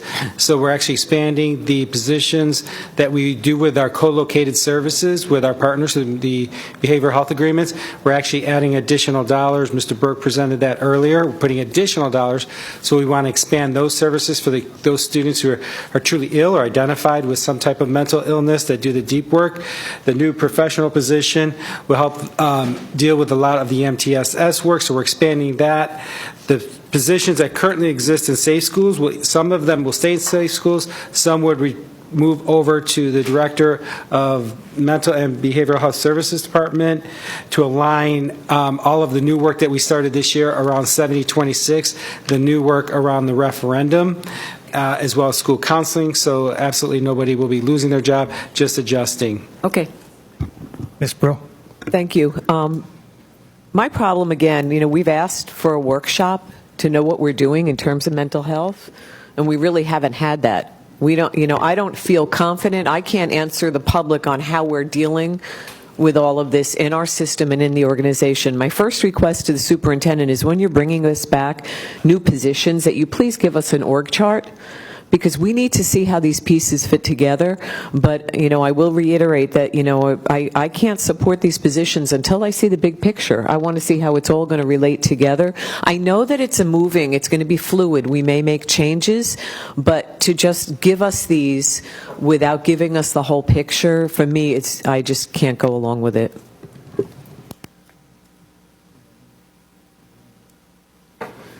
So the org chart, we have that, don't we? Correct. We have the org chart. The job descriptions were sent, but there was not an org chart attached to that. Okay. So we need to make sure that they have that moving forward. Ms. McQuinn's been waiting, then Dr. Robinson. Just very quickly, as Dr. LaCava and I spoke, I remember when I first came on that Mrs. Andrews asked that any time we have I think it was particularly job descriptions, but that we have the org chart so we can see where it all fits in. We had good discussion about each of the individual descriptions, and I was comfortable, but how does it fit in the big picture? Dr. Robinson, then Mrs. Whitfield. Thank you. I cannot tell you how happy I am that we are finally here. I mean, geez. I mean, that we finally embrace the fact that we are the place that everyone comes, and that we have to leverage our positioning to save these babies. You know, I mean, everybody's at risk, right? Some have more risk than others, but I mean, I'm not going to cry again, but I almost want to. I mean, this has been 9 years, right? 9 years. So I'll try to change my language and not say MTSS and say school behavioral health professional. I need an acronym for that. And I want to thank the three of you for the work that you've done, and then also for leaning in until you heard me on this. You know, I think maybe Mrs. Andrews has concerns that similar to what I shared yesterday, where we have people who are doing this work, right? That we need to make sure that we continue to leverage their expertise. But I do have two things, maybe two things at least. So the first thing is, as I shared yesterday, I'm really clear. Somebody said it. This is kind of uncharted, not even kind of. This is really uncharted territory for us. And I think that the expectation was that principals would choose their own school behavioral health professional. I really, really, really believe that we must do central vetting of the applicants and let the principals choose from a pool of people that have been vetted. And I really think that we need to pull in some of our community partners who have expertise in this area to help us vet folks, right? I mean, you know, it's like the car mechanic can say wonk, wonk, wonk to me. I think he's good. I don't know the difference. Like, we do not have this experience in figuring out if somebody who's a licensed clinical social worker or one of our current MTSS or a psychologist really has the skill set to really care about our children and see, again, the gifts and talents that they bring to the table, as opposed to the deficit model kind of thing. You know, I pushed back hard before about saying social workers, and that's really just because of my experience with social workers, that they're trained in the deficit model. I don't want that. I want people who come in seeing the fact that you showed up for school despite some of your life circumstances is really a testament to your character. We're going to work with you, right? And so I really think, one, that we need to have central vetting of these people. And then the other thing is that this says that this is, the salary range is for 10 months.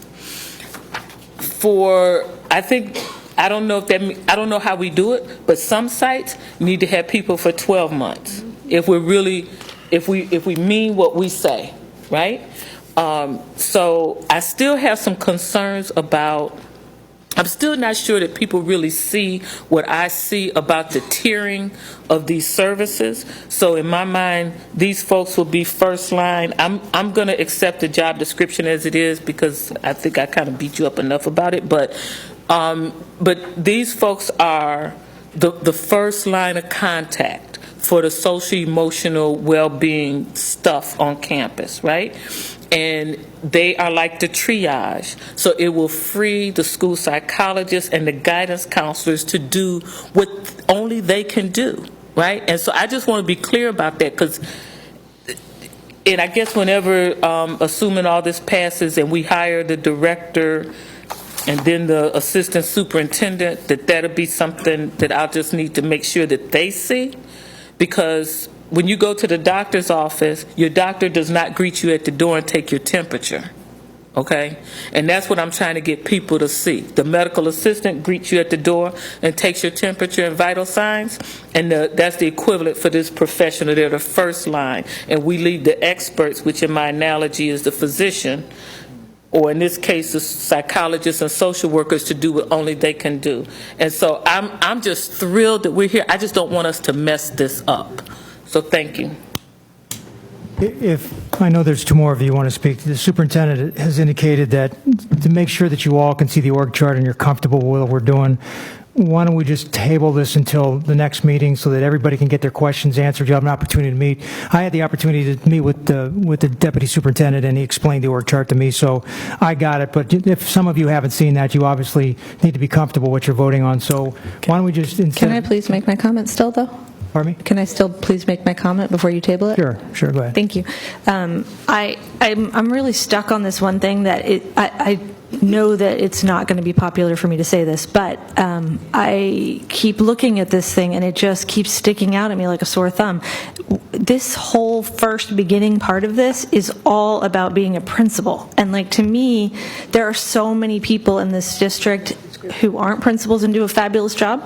And there's so many people in this community who aren't principals and do a fabulous job. And I think we are limiting ourselves by saying that you have to be a principal to have the ability to run a department in this district. I know we're all school focused, but there's a lot of amazing leaders in the community and in the country. This is going to be a national program, and I just don't know that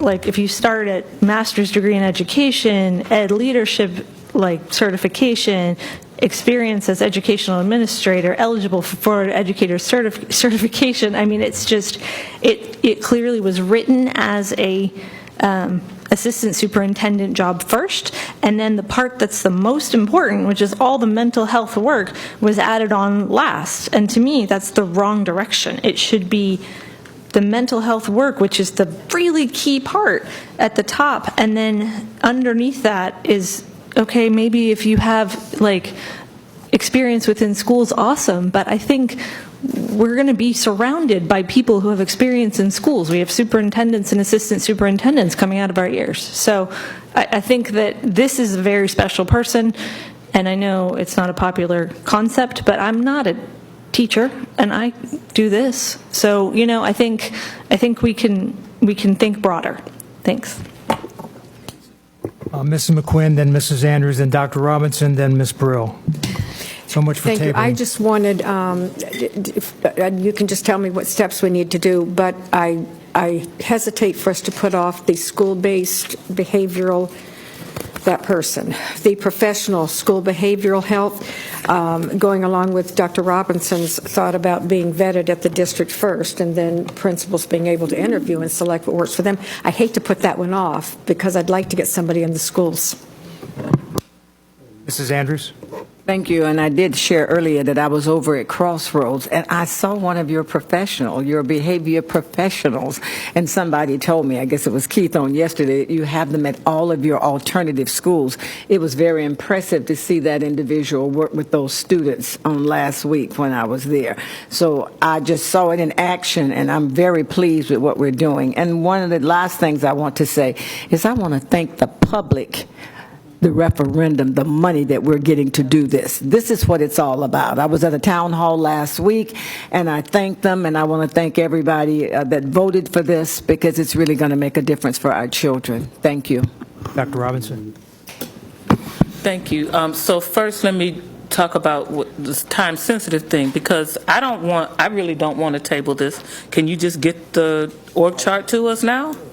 I mean, because, I've seen it, and so I'm imagining there's specific things you're looking for, like I was, and so maybe you can look at it as we're having this conversation, because I've already waited a long time for this. I just really want to move forward. So, and I want to thank you, Ms. Whitfield, for bringing that up about the assistant superintendent position, because I thought we had that conversation, and so let me offer an amendment to this. That the qualifications that currently say master's degree in education or related field with certification in education leadership, that it says master's degree in education or a behavioral health field,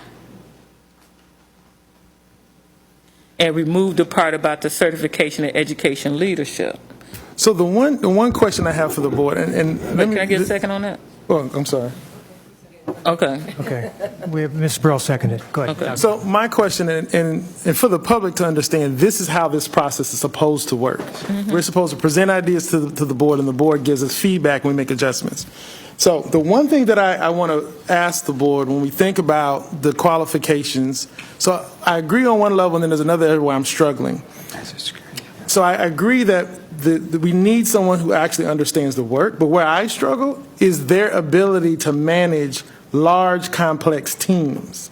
So I think staff's initial iteration was, in our world, those of us who have these degrees, it's about managing large, complex teams. The realities of that work at some point has to be applied in a school setting with all the rules and parameters around us.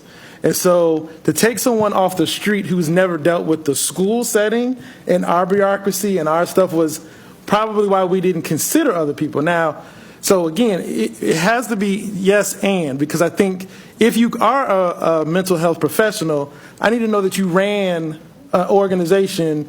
I need to know that you know that piece. Can you manage a large budget? Can you deal with the ambiguity of this right now? Because this is all new for us.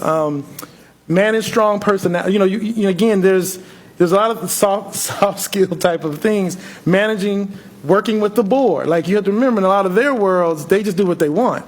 No, we have to go through processes.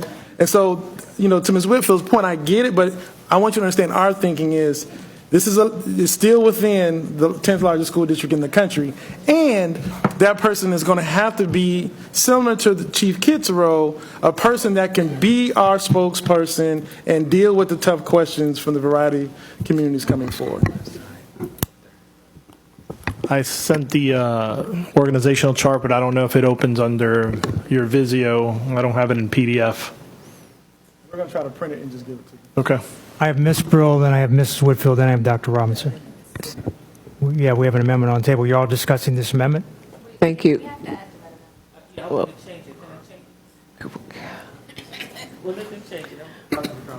Okay, who's making a motion to amend the motion? Dr. Robinson. I don't know which motion we're amending. Okay, so I'm amending the motion that amended this job description for Assistant Superintendent of Student Wellness. So I already said master's degree in education or related behavioral health field. In parentheses, certification in education leadership / administration preferred. Number 2, demonstrated experience as an educational or behavioral health administrator in increasingly responsible positions. Period. Strike the rest. And I would strike number 3. Because okay, that's the motion. Can I get a second on that? Mr. Shaw seconded that. Discussion. I can't hear you, Mrs. Whitfield. Your microphone, Mrs. Whitfield. Sorry, I'm excited. Let's see. So I apologize because I know Ms. Brill was first. Demonstrated experience in the determination of types of programs needed by the schools and in making appropriate recommendations to assure success of all students. Yeah. Does it have to be in types of programs needed by the schools? I don't know. Can we live pull with it, I those guess. two off and go back to the drawing board and kind of meet with you guys one more time? We need to hear what the board is saying. Okay. So we will eventually get there, but we've got to give them time to talk so we can bring back the right stuff. Okay, so Mrs. Whitfield, were you making a motion to amend the motion that we already have amended? Yes. Yeah. Taking Yes, number I 4 was. off? I would like number 4 to be fixed. Are you getting May all I? this? Okay, so far we have the modifications that Dr. Robinson wanted to make to 1 and 2. Which I love. 3. Strike 3 altogether. Strike 3. And change 4 for Mrs. Whitfield. How about we just say in number 4, demonstrated experience in the determination of types of programs needed by students and just not by schools, because any student would be fine. Second. I'll take that as a friendly amendment. Okay, Dr. Robinson accepting as a friendly amendment. We have a second on that one? Mrs. Whitfield, that was a second. Okay. Mrs. McQuinn, you're shaking your head. Do Yeah, you we'll wanna- go on to number 4. I think, yes, students, of course, but we have students outside of our schools, and we need to take care of schools. That's our job. So I wouldn't want to change schools. See why we can't wordsmith this right here, so I hope you're just hearing us right now. Mrs. Brill? Thank you. This is killing me. These positions are so important, and that's one of the reasons why I didn't want to approve it, and I'm glad we're talking about bringing it back. And if we table it, I would like it to come back in 2 weeks at our next meeting. I don't want, I'm very sensitive to what Dr. Robinson said with regard to, not wanting to put it off. I don't want to put it off, but I also don't want to sit here and cut and paste. I'm visual. I like to see what it looks like. So I would prefer that we tell you what we'd like to see, you listen, and then bring it back to us, wordsmithed, with all of the input from all of us at our next board meeting. Okay, so I have a suggestion.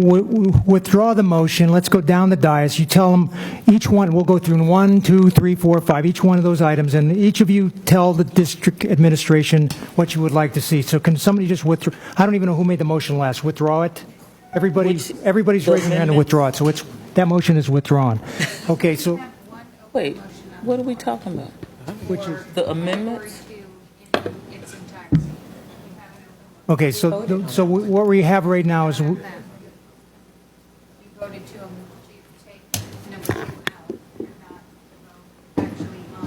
Okay, so we never voted on removing number 2. Oh, didn't we approve already?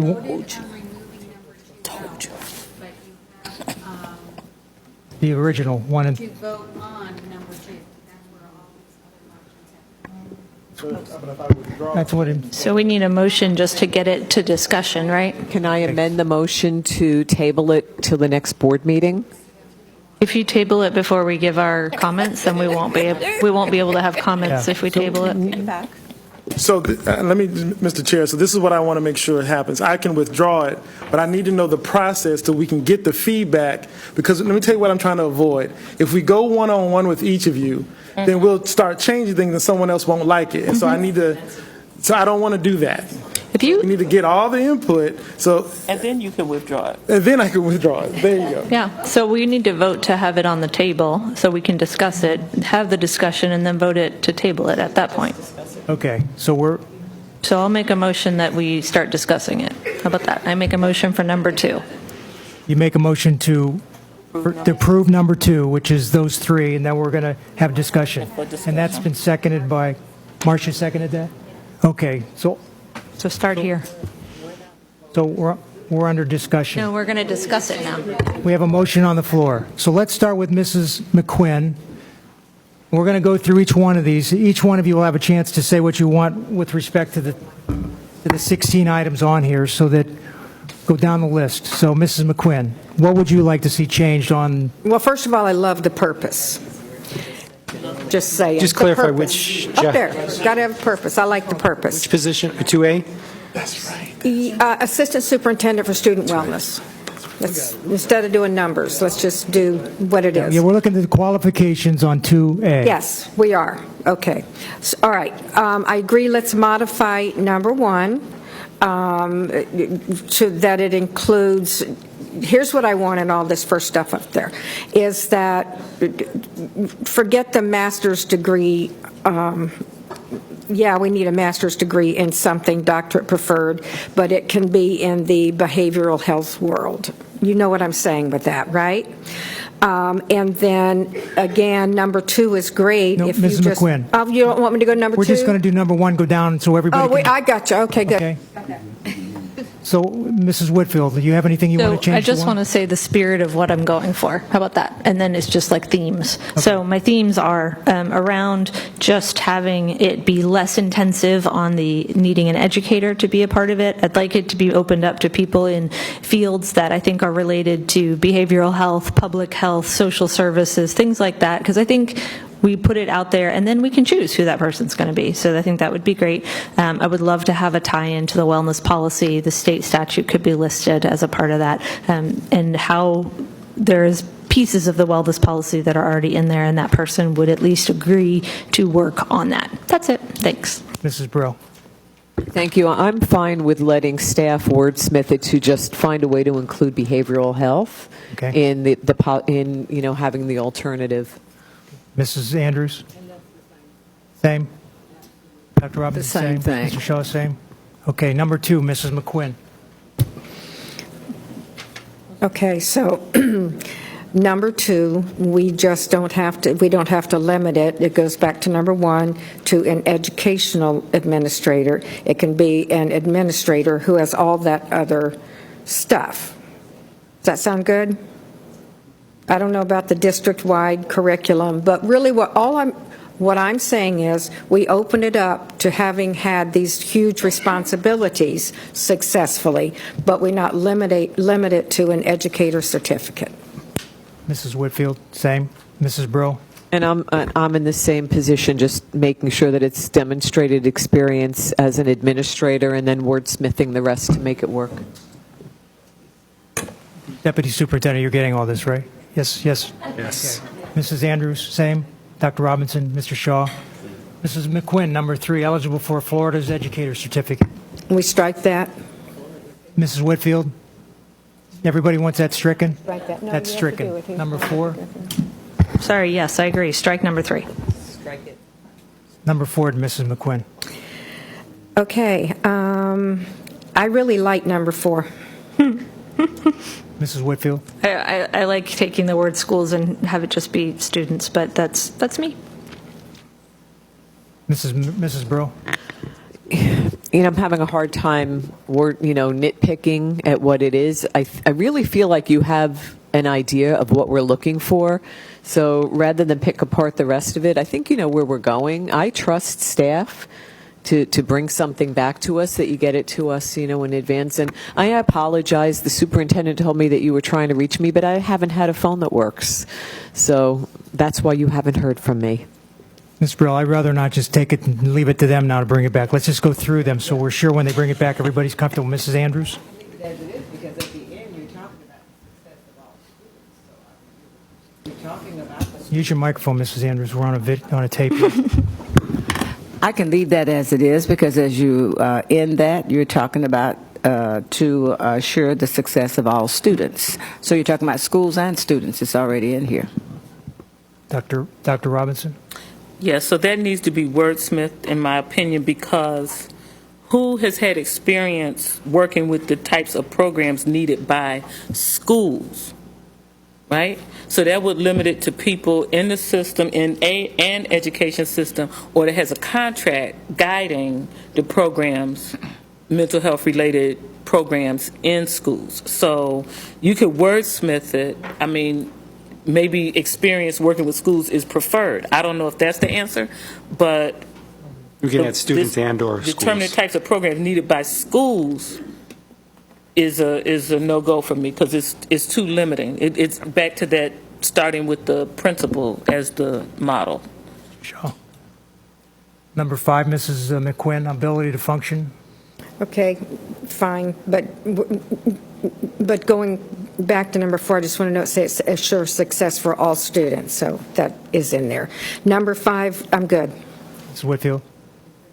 So with, I like number 5, but what I was going to say is I think, and a lot of these are really good, I do think that in our qualifications, we should put something else more that ties, I mean, if you look through all of them, they don't really tie back to what we're actually asking them to do at all, except until you get to the bolded, underlined versions. So state environmental safety incident report, that.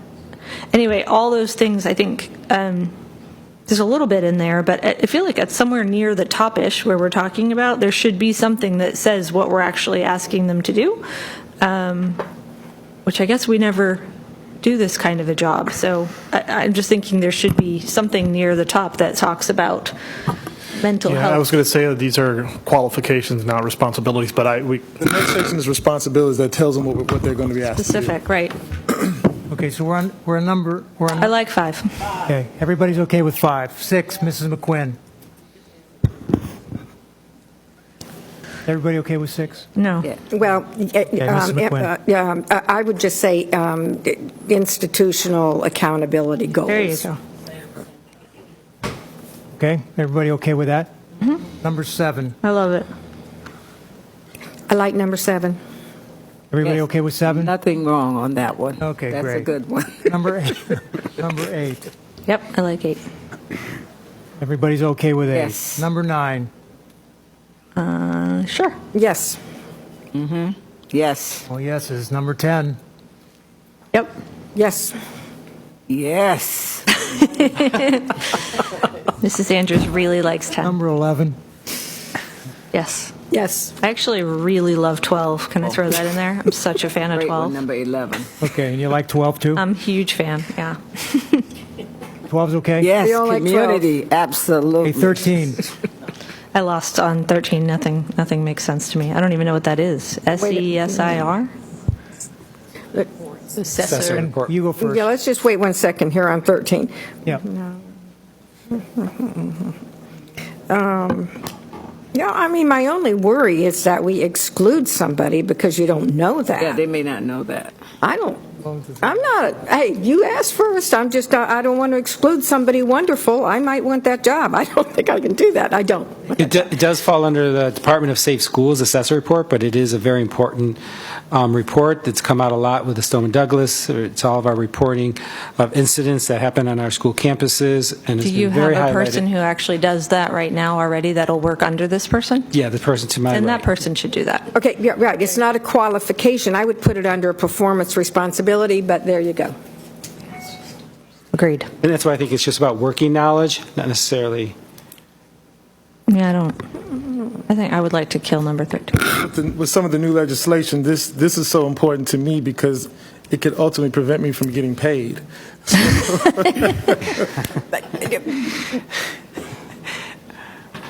Mrs. McQuinn. Okay, I'm feeling pretty strongly about number 13 because then it looks to me that we've decided who we want to get this job. Thank you. And we're writing it for a particular person. I'm not saying that's the case, but I just think we limit. I just think you could put that under performance responsibilities. But are you okay with it where it's at? I mean, if you like it, can it just stay there? No. No, put Okay. it down. Take You it all out. want it It moved down to excludes too performance? many people. Performance responsibility. Okay, so that one will be moved under performance response. I have to wordsmith the Yes, please. number 14. If you're going to be moving that under the performance responsibilities, instead of saying demonstrated working knowledge of, it's going to be developing a working knowledge of. You can't. Good point. Okay. Yes, let's change For number 14, can we say or similar program? Demonstrated working knowledge of multi-tiered systems of support or similar, a similar qualification. It seems very specific to know that specific system of support, which is great. It's the Florida State DOE model that we use throughout. So does Colorado have it too? They do? Everyone in the country has Most it? states have the same model. The same model? All right, then keep it. I think the board is correct. When you look at 13, 14, and 15, so again, this is a skill they're going to have to require by joining our team, and so I think it is appropriate to put that under performance responsibilities because these are things they're going to have to. They're very important to us, but the idea of people coming to the table with some of that is a little far fetched, in my opinion. Okay, so 13, 14, and 15 will be moved, wordsmith and moved under performance responsibility. Right, that they are they're held accountable for doing those things. Yes. I like 16. And everybody likes 16?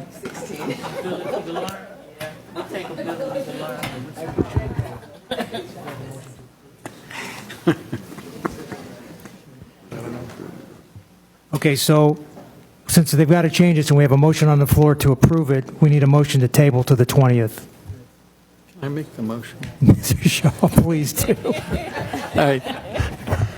I asked to make the motion because I want to see, we haven't talked about the other two job descriptions, so I'd like to make a motion that we table this and ask staff that all of the job descriptions reflect the changes that we've made in this first one.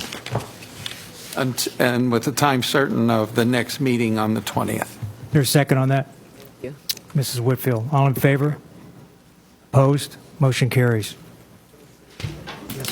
So first of all, let me thank the board, and I want to thank staff. I have told staff before that this is a process, and we're in it together.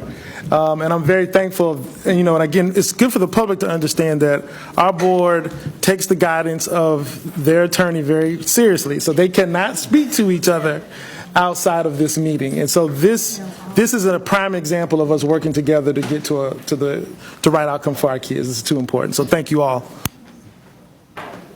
Okay, so all of 2 has been tabled till the next meeting, 2A, B, and C, those 3 job descriptions. And that should be the end of the meeting unless any of you want to say anything, which I hope you don't. So can we have a motion to adjourn? Motion by Mr. Shaw, seconded by Mrs. McQuinn. All in favor, opposed, motion adjourned. Thanks.